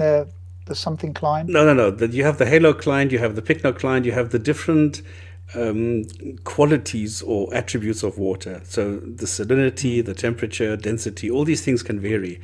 And because it's like in the air, you have the same thing. You have a cold front and you have a warm front. Now, they also have a barrier, but this is a figure of speech. It is not a barrier as such. It's not impenetrable or something. What they are insinuating, what it says in the Quran. They always bring up, funny enough, the only one example that they have, which is in Gibraltar. And if you ask them, well, can you bring a second one? They're lost because they only have the one in Gibraltar. And even there, if you look carefully, they're contradicting themselves. The way that it works is the barrier simply means that there are two masses of water with different attributes. And this is in South Africa, you see this beautifully, where you have the Indian Ocean and the Atlantic coming together. The thing is that it looks like as though there were a barrier, but it's only a temperature and salinity and density difference, which, of course, at the level where they meet, there is interchanging. So it's not that if you go from the one to the other and you are in a ship or something and you have water particles from the Indian Ocean and these hit now the barrier of the Atlantic Ocean, that suddenly this whole ship just crumbles because the water particles it is sitting in cannot go to the other side, which would be the case if there were a barrier. So it's not like that at all. Of course, they intermingle. Of course, they mix. It's just that there's like a couple of meter wide area where you can actually see the stark difference between the salinity, between the density and the temperature. And it's observable, right? Yeah, it's observable. And you can measure Sailors this. have seen it. The fact that Of course. Muhammad didn't need to go to the sea to see all of this, right? They were traders. People come and go all over the show. There's, Exactly. they're not that far from the sea in the great scheme of things. And there was a lot of, trade and shipping and so forth in that particular area and in the Mediterranean, which wasn't that far away. And so this is, as you say, this is nothing spectacular at all. This would have been passed on. Oh, look, we've seen something where it looks like there's two sort of water masses meeting, and it's quite visible. And oh wow! And I'll just throw that in because people are gullible and don't know any of that, and that sounds amazing. Yeah, and Rafi here also commented that this person, the sheikh, knows that Muhammad never ever came in contact with someone who went in the ocean. And he just did claim that. I think he said Muhammad never went to the ocean himself. Whether that's the case is irrelevant. He doesn't need to go to the ocean himself. Exactly. He just needs to have spoken to people, or you get, word of mouth that passes around because of the caravan, the trading, and so forth. These weren't people who were, kept in a specific area and didn't interact with other people. Of course, they did a lot of that. Now, another interesting tidbit I just want to mention quickly is that if you read the secondary or tertiary literature even, there is a mention of the birth of Muhammad's child, or was it the death? One of the two, that there was an eclipse. If you go and you look at all the eclipses and you sort it by longitude and latitude, and then you look at the coordinates, you find that during the lifetime of Muhammad, there was no eclipse of the sun in Mecca. But if somebody mentions an eclipse, and the funny thing is, there was an eclipse, but 1,000 kilometers further north, in between Baghdad and Damascus. So if somebody was sitting somewhere near there, he would notice this eclipse. And for him, it would be a remarkable incident. And he would then attribute this to something else. And he would then say, look, there was an eclipse. And this matched exactly the birth or death or whatever of Muhammad's son. So this is something that they would mention. But this indicates that it was never written in Mecca. It was written somewhere completely different. If you take that into account now, you are sitting next to the river Tigris. And there, if you go to the Tigris, you will see that this is sweet water. And then where it goes into the Persian Gulf, where you have the salt water, then you have the second instance where you have the salt water and the sweet water not mixing, because the sweet water comes from the river and the salt water does not go uphill into the river. And that was the only observation that they made. So there's different things with a lot of background information that you can pick up here. Yeah, and I think Smile put something in the comments that would be quite interesting to display as well. Yeah, I can't see it, so if you are going to display it, let me know. Otherwise, I'm just going to continue. Every child who's ever urinated in the bath has done the same experiment. You don't have to be in an ocean to observe it. Oh boy. So, he's What not does Abu wrong. Layth? It's a pity I don't have the Abu Layth clip here. I need to put this here. Naughty, naughty, naughty. Look. He himself had never dived or been to an ocean. Okay. At the time, the Arabs were not snorkelers. Okay. So, no, wait. Let me.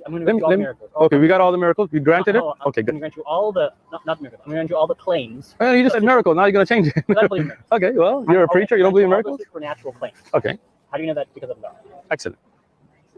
If a man who is illiterate brings forth a literary work that the Arabs could not match, all of the poets, right? Granted. All Arabic grammar goes back to the Quran, Nahw and Sarf and all that. You I agree? grant that too. Excellent.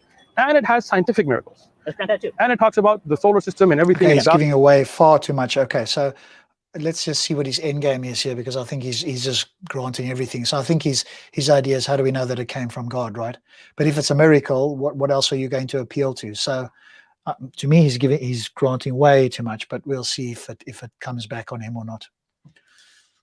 Yeah, balance. You grab all of it. Okay, we're getting there, right? I don't actively believe this, but I'm granting it for the argument. Well, if you're granting it, then here we're going to say that it stands, right? Yeah.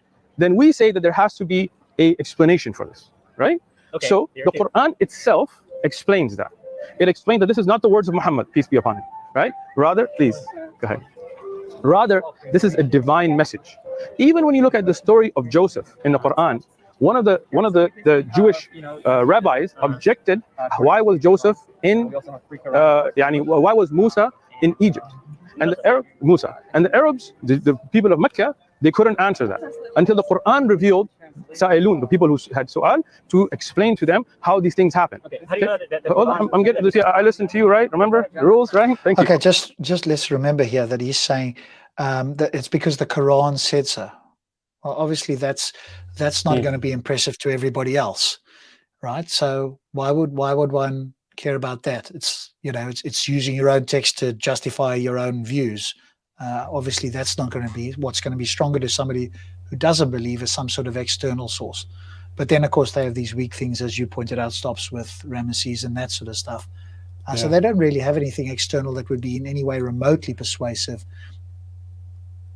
Naughty, naughty. Can I play, please? Can I play this, please? Can I play this, please? All right. You naughty, naughty. You teasing me, you naughty, naughty.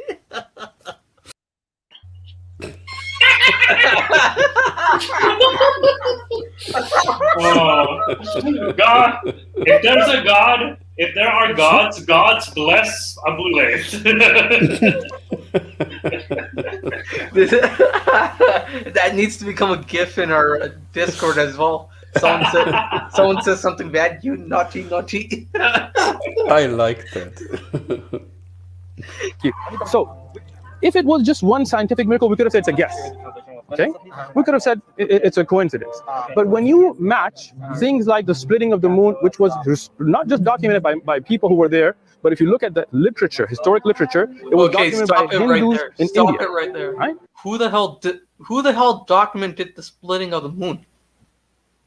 Well, he goes one step further, which we've already dealt with, because not only does he say it was documented, which it wasn't, he says it also goes into India, which we know today is utter bullshit. This has been refuted over and over, but he still brings it up, and with confidence, as though this really is a fact, and it is not. It's amazing. Yeah, and I also have to point out, what's the fucking point of this guy wearing a mask when he's going to pull it down and spew his bullshit corona out all over the place? Yeah, and that I wanted to touch on. And also, NASA has denied this constantly, and NASA has constantly said, no, the moon never split. Like, what is wrong with these people? How dare you quote scientists in a debate? How dare you quote facts from a scientist? All right, let's continue.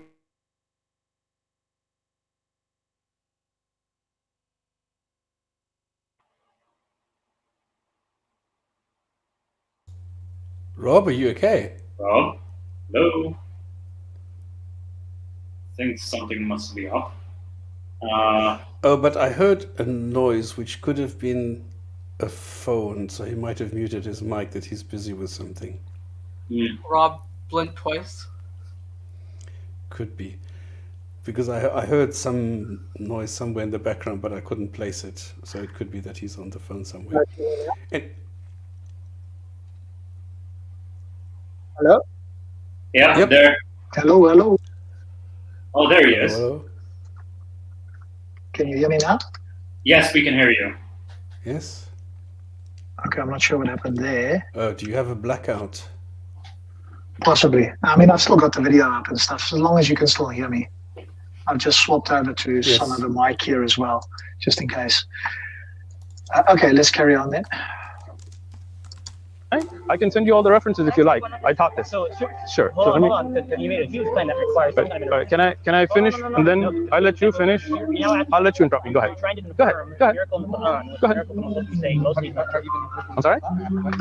You're trying to confirm a miracle in the Quran with something you say is observed in text of a culture whose religion you also say is false. We're talking about historic documentation, not religious What's the text. difference? Is that Sure, there's a difference. One is religious texts that talk about Hanuman or Sita or Ram or those things that have no historic references. One is a king in India that we can refer to, not time, place, and all of that, saying he observed something. Okay, and that's what stops spamming. And I looked at it. There isn't this king that observed any of these things.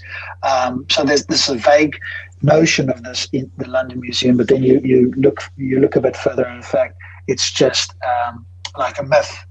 But he didn't look further, of course, and because people like this are looking to confirm their bias. And so if they hear something that's remotely the case, they will change what it actually says. They won't look to be clear about this and to do a rigorous research. They'll just take it because they know that most, if not all of their viewers won't check any of these stuff and will just repeat what's being said.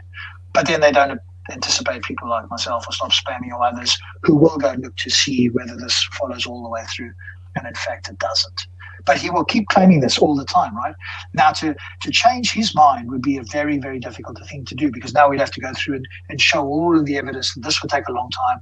And somebody like this will be, disruptive and won't allow that to be the case. They don't want to concede when they've made a mistake or they've been hasty in coming to a conclusion.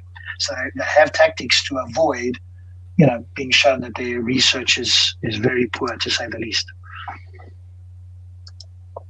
In a book of history, not a religious belief. But did he also make supernatural claims in that same text? No, it's a historic text. No, that was a king. It wasn't a religious figure. Because there's also a text in the Mayan calendar that says that, for example, the earth started with turtles. Okay, what does that have to do with anything? So it has historical documentation. I'm sorry. It's a claim of something they saw, or is that they saw? Ancestors saw this. Okay, so the question then becomes. Wait, so can I? This is why I wanted to finish because I wasn't done with.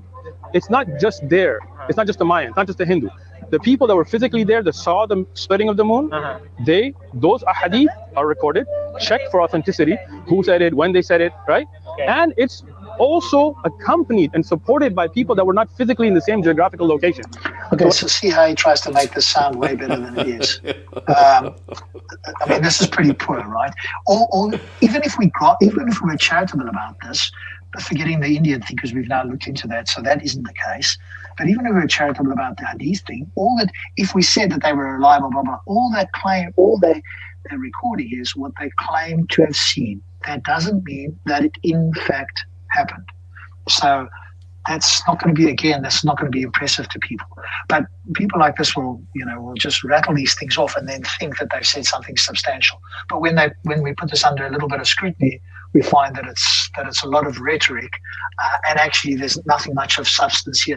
So to say that people recorded this accurately, in the sense that it's recorded, all it's recording accurately, if we give them that, is that these people claim to have seen it, not that it actually happened. Yeah, and there's Smile says Muhammad Hijab said 99% of people missed the moon splitting because they were asleep. Is that the case? Smiles comment. Obvious.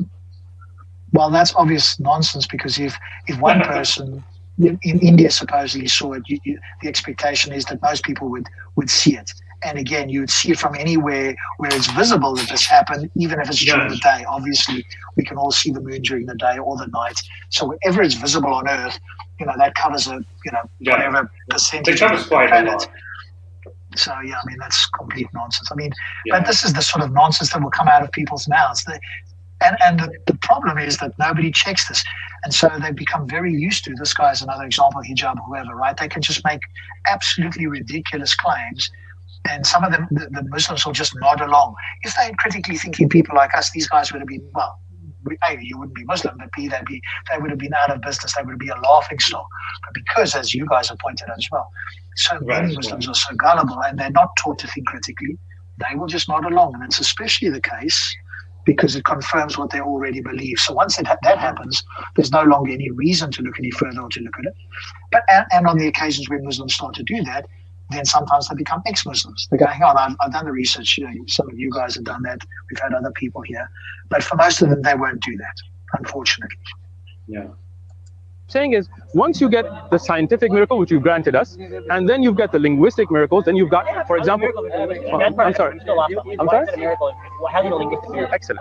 So when you look at the Quran, what's called balagha, if you've studied Arabic, have you studied Arabic? All right, that's a question, so I can continue. I don't know. Have you studied Arabic? Yes or no? You don't know if you studied Arabic. Continue. Oh, wait. I'm sorry. Look, I'm trying to have a civil conversation, but the reason I'm asking is because if you have, then I can explain things to you with the essence of balagha, and if you haven't, then I have to explain that. So the question is very simple. Have you? Okay. It's a pretty pathetic God who Okay. requires that everybody speak a particular language to Okay. understand it. I'm not sure who requires everybody to speak Arabic. Nobody. So you're saying, it sounds like you're suggesting that the miracle is only observable if you understand Arabic. Nope, I did not say that. Please do not insert words into my mouth. Let me explain. Yes, that's what you did. That's what he exactly did. I love how he called him out. Sorry, Rob, what you were saying? I'm not sure if he said exactly those words, but I do agree with the guy's point that it is pretty pathetic that you would need to understand something in Arabic. I think that's the main point. I'm not sure if he said that. I don't know if the Farooq guy said that you need to understand Arabic, but what he did say is, has this guy understood Arabic because he wants to explain X, Y, and Z? But I think the bigger point is a good one, which is that's what's necessary, which is a small percentage of people around the world, historically as well. That's not the language you would expect. And if so do you take translations to be accurate? So why would you need to explain it in Arabic? Yeah, and also the fact that, he says that this is quite a pathetic God too, and it's quite pathetic that he needs, Arabic to, and now the Sheikh guy's like, oh, you're putting words in my mouth, but you kind of hinted at that. So yeah, this is pretty good. I actually like this. All right, let's carry on.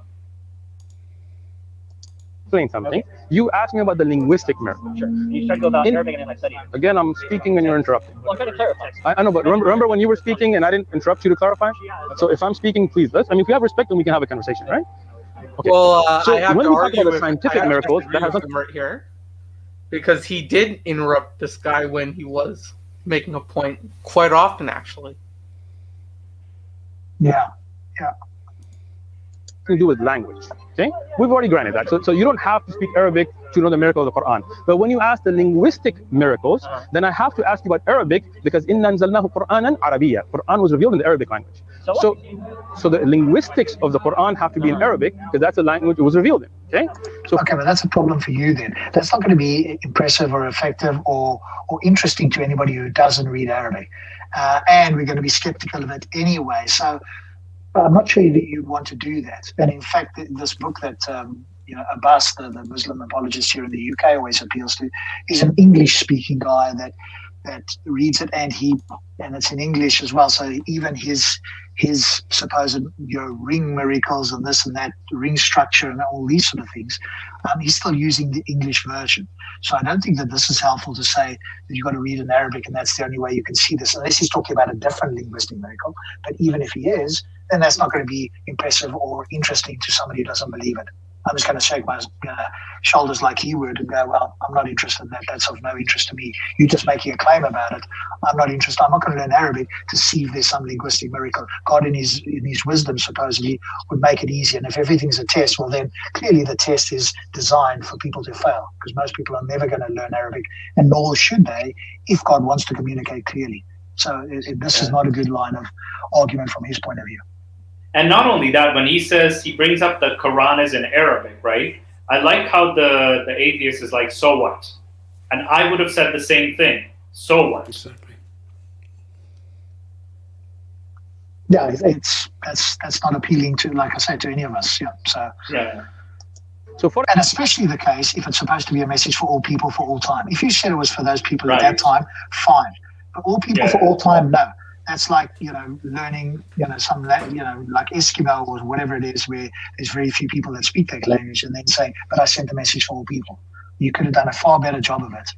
I mean, I think that's my thing, right? When somebody asks, why aren't you Muslim? I go, well, because of the Quran, right? That's the expectation I would have for a God who's making these claims about this book is much higher, and the book utterly fails in that regard. Right. So, for example, if you talk about the beauty of Shakespeare, you will not understand it in Chinese. You'll have to be explained. You'll have to learn English. Yeah, but this is pointless. But because Shakespeare is not claiming that what he says in English is for all people of all times to understand anyway. So don't bring up a linguistic miracle if you're going to claim that's only in Arabic. Bring up something that is supposed to be universal if the claim is that other people should be convinced. If it's only Arabic speakers, fine. But that's not the actual claim that you want to make. Yeah, and not only that, like, understand that. If you want to... Yeah, sorry, not only that, but Shakespeare is not a prophet, and his work's not the work of God, as so the claim. So that, just, it's a false equivalence in that aspect. Yeah, I think he's trying to just say that if it was in English, then you would be able to read it in Chinese. But like we say, the claim is not that the Chinese would find it impressive anyway, but the claim in the Quran is that we should all find it impressive. And so if for us all to find something impressive, we all need to understand it and then it be impressive. Those two things. And if we don't understand it and it's not impressive, then obviously don't bring it up as something that should be persuasive to anybody else. You want to know the beauty of Spanish poetry, when you translate it, it's difficult. Yeah, no, there isn't, because I'm going to let you speak now. Then you let me speak. An interchange also requires clarification. Sure, but if you keep interrupting, then I can't make a point, right? Okay, then let me finish, and then you can refute it. No, because see, now you're getting upset because I'm showing you evidences. No, you're not. Look, the scientific miracles, the linguistic miracles, the mathematical miracles. Okay, so that's why I said earlier on, Rod, I wasn't sure if it would, but it'll come back to bite you if you're going to grant all of these things. And I'm still not clear why this guy granted that in the beginning. So maybe you guys can speculate on that to help me out here. Why was he trying to grant all of this? To get to the point of, well, okay, if I grant you all of this, how can you establish that it's from God? Now, it depends this was the intention. Yeah. That's what I understood. Okay, but then I think you've got to think about these things when you're doing that. What's the intention here? Is the intention for the guy on the left-hand side to be convinced, and especially if there's a camera there and all that sort of stuff? If that is, okay, fine. I just don't think it's a great strategy. But if the strategy is to perhaps get people who are listening to reconsider, granting what they already believe is not a good strategy unless you have a very specific and clear internal critique, i.e. a critique of their worldview that you can elucidate. So, I mean, at the moment, and he hasn't provided something on the left-hand side other than to say, well, I think it's crap or whatever, which we agree with, but it's not going to be persuasive to somebody else. Now, maybe his intention is just to have a one-on-one. He doesn't care about who else is viewing. And if that's the case, well, obviously then, that might be fine. I'm always thinking, how might this persuade somebody else? How can I? But again, it depends on the goal that you have. If you're not thinking that way, then, this is fine. It doesn't seem to me, because I don't think this guy's ever going to be convinced anyway. So what is the purpose of this? I don't think there's anything this Sheikh could say that he's going to go, wow, that's amazing. Now I know it's from God. So, and I think he's just granted too much in the beginning there, for me personally. The historic evidence.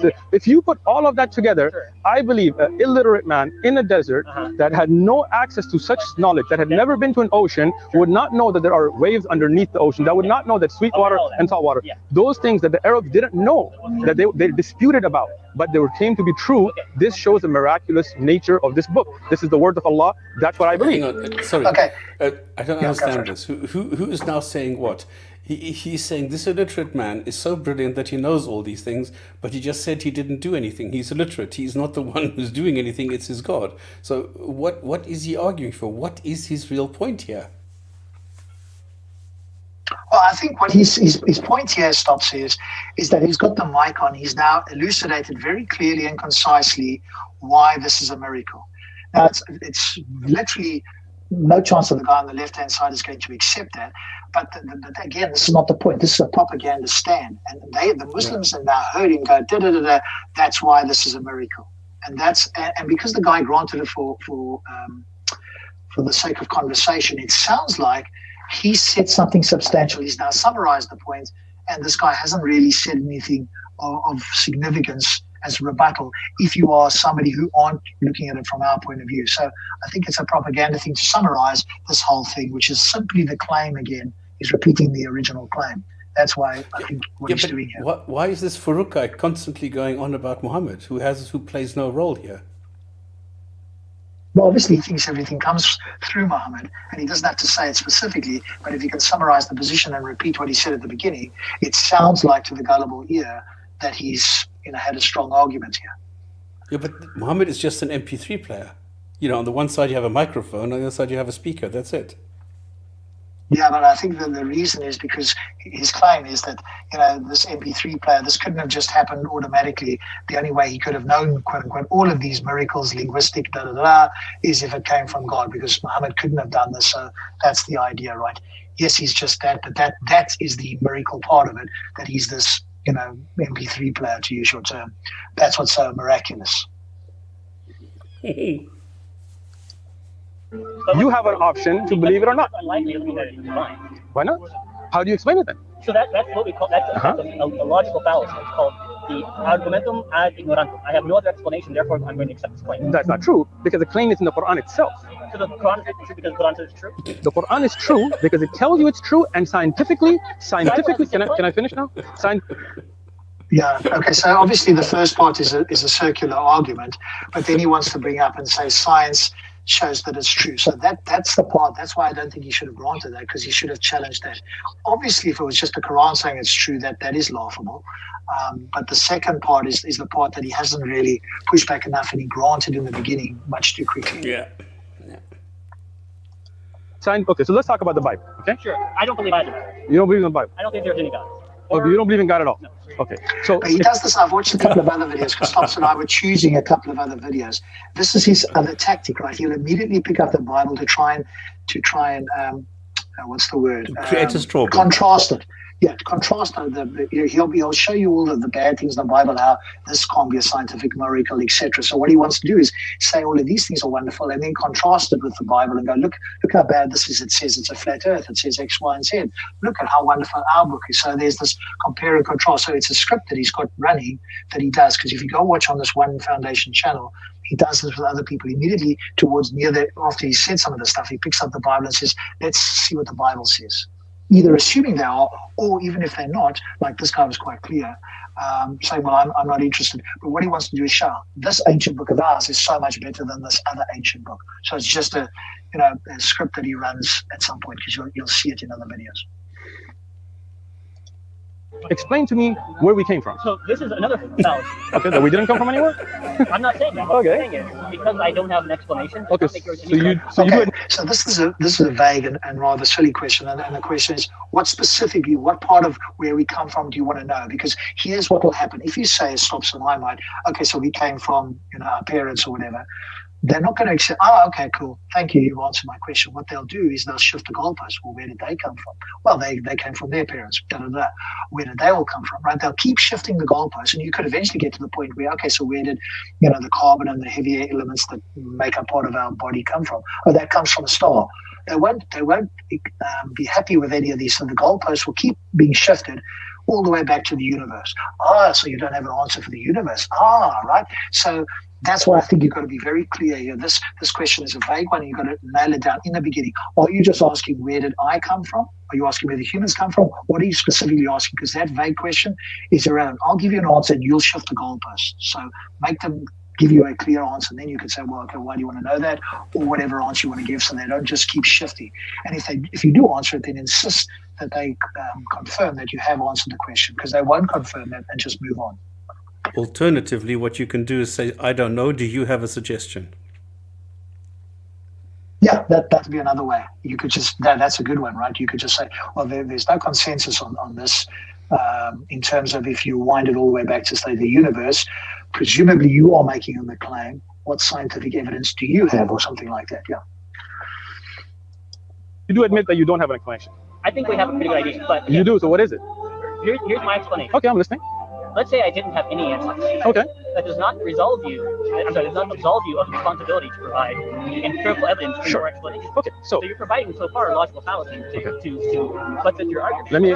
Okay, so he made a bit of a mistake. He said he did have some sort of answer, but then he didn't give it, right? So again, if you think you've got something, fine, then give it. I think you unless you've got information that isn't available to the rest of us, I think universal origins is there's no consensus on universal origins. So unless that's been updated since I last looked.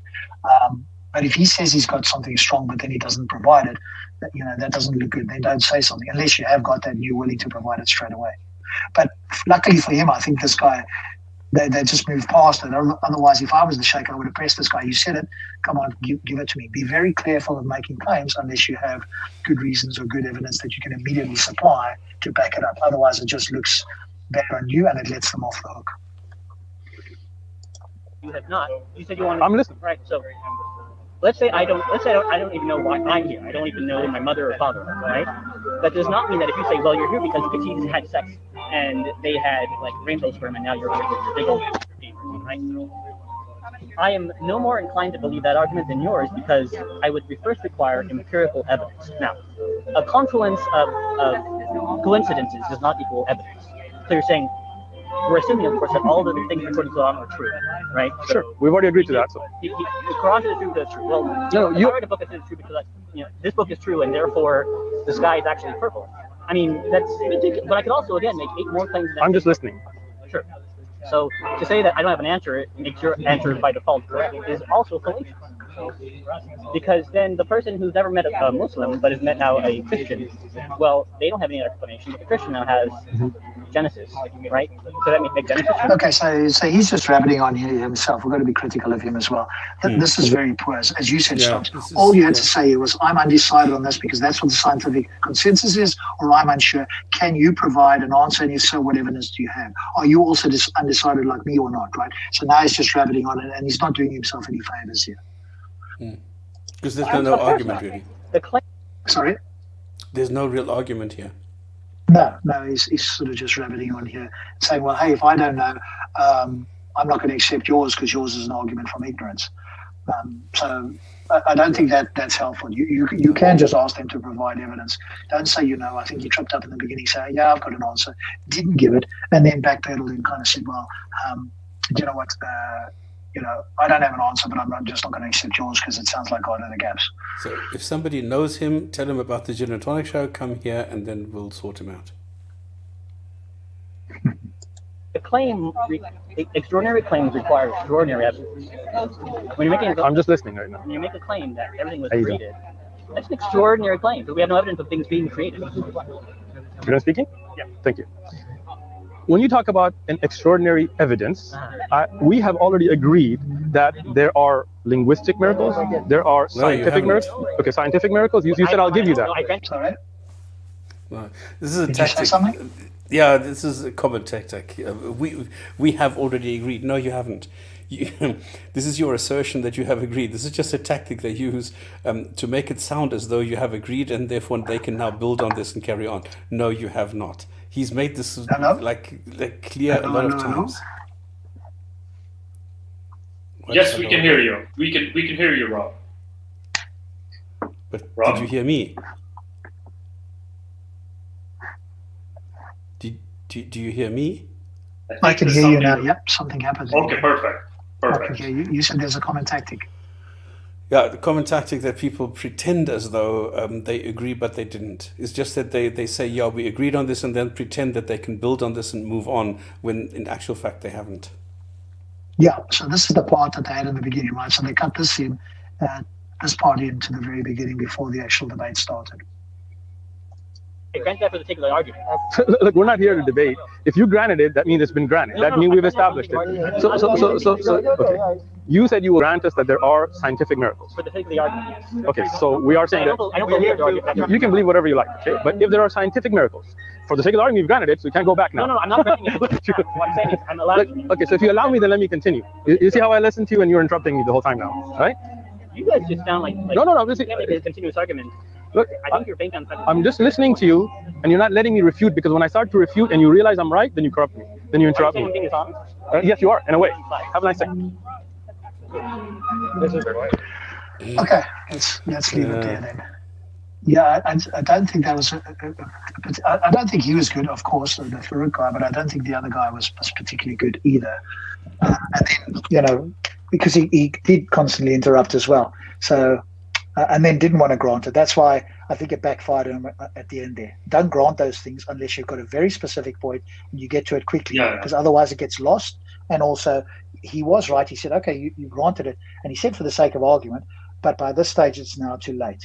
Because now it looks like he's backtracking. So, that wasn't good by that guy. But obviously, the Farooq fellow, didn't say anything substantive. He just repeats the old apologetics we've heard before.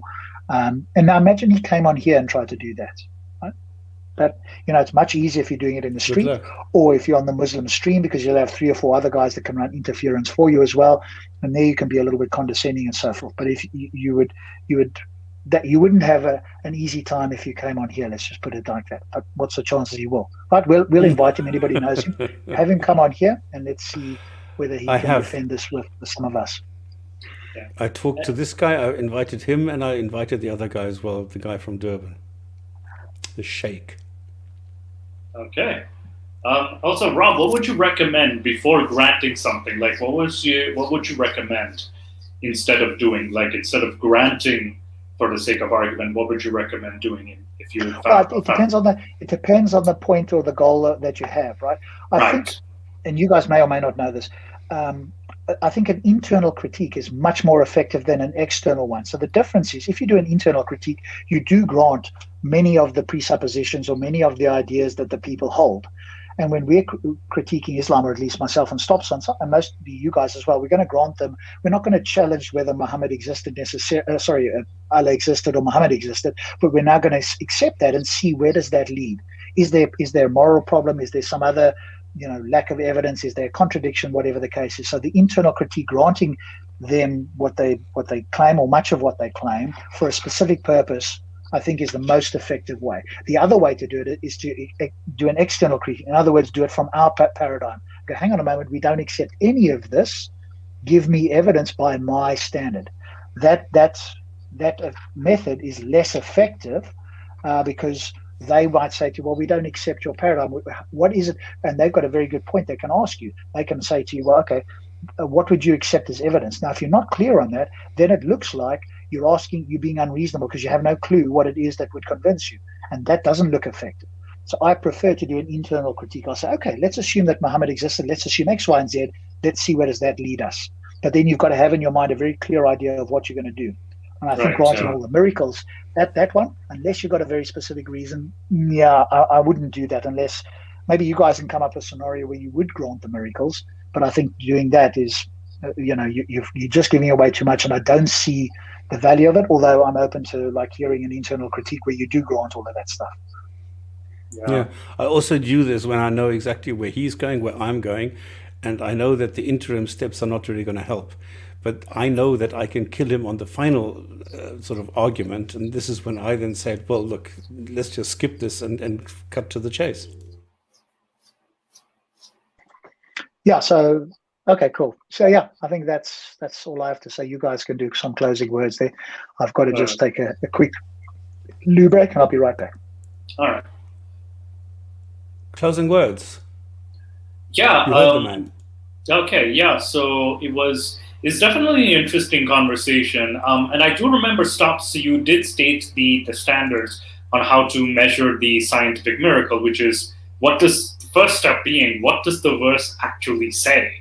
And, was this a known fact? And, was this a known fact in any part of the world? And usually it just fails at the first 2 steps. Usually the scientific miracle claims, that is. So, if, I might have gone that route, okay, what does the verse actually say? What's the claim? What's the verse actually say? Sort of go step by step. So, I don't know, but that's just me. I would go step by step like that. Those are my closing words. But it was a nice chatting with you guys. Good show as always. I think, Nick, you're next. Nick? Yeah, Nick? sorry, my mic was muted. There we go. Yeah. I thought So you fell asleep. No, I was actually listening, and like my main points with this guy were both of them were interrupting in many senses, but that Sheikh guy, most of his arguments were coming out of his ass. So like I couldn't I understand why the atheist guy was interrupting him so much, just to like set what is true and what is false. But yeah, like I at this point, like I muted myself just for the sake of like not yelling bullshit every 2 seconds.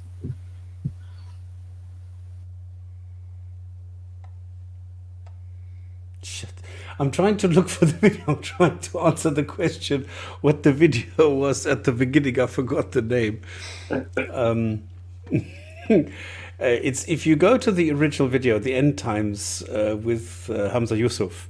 Yeah. You will then find a reference there to this, and this is what I was using. Because Rafa just asked this, and Langaluraj asked this, and I'm sorry I forgot the name. I didn't write it down, and now I can't find it. It will take me 5 minutes to find it again, but I don't have another 5 minutes, unfortunately.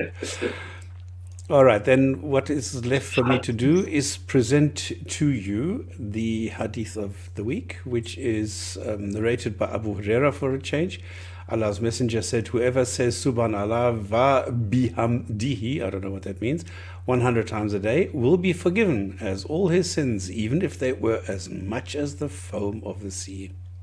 So, ancient superstitions. Wait, go is and that say something. easy? It's that easy? Subhanallah wa bihamdihi. That's... Oh, come on. But 100 times. 100 times, really? 100 times. It's 100 times. And all your sins will be forgiven. Now, what does that give you? It doesn't give you anything. It just gives you that your sins are forgiven. And so what? And what's the meaning? It says, Subhanallah, glory be to Allah, and all praise is due to Him. There you go. That's all what it means. And if you say that 100 times, you're good to go. Ladies and gentlemen, thank you very much. It's been fun. If anybody wants to, if it's not enough Islam, if anybody wants to join us, you can join us on the Discord channel. And this will be audio only. It's not being recorded as far as I know. I hope nobody does that, because we try and keep this off the record, just to have a chat or a bit.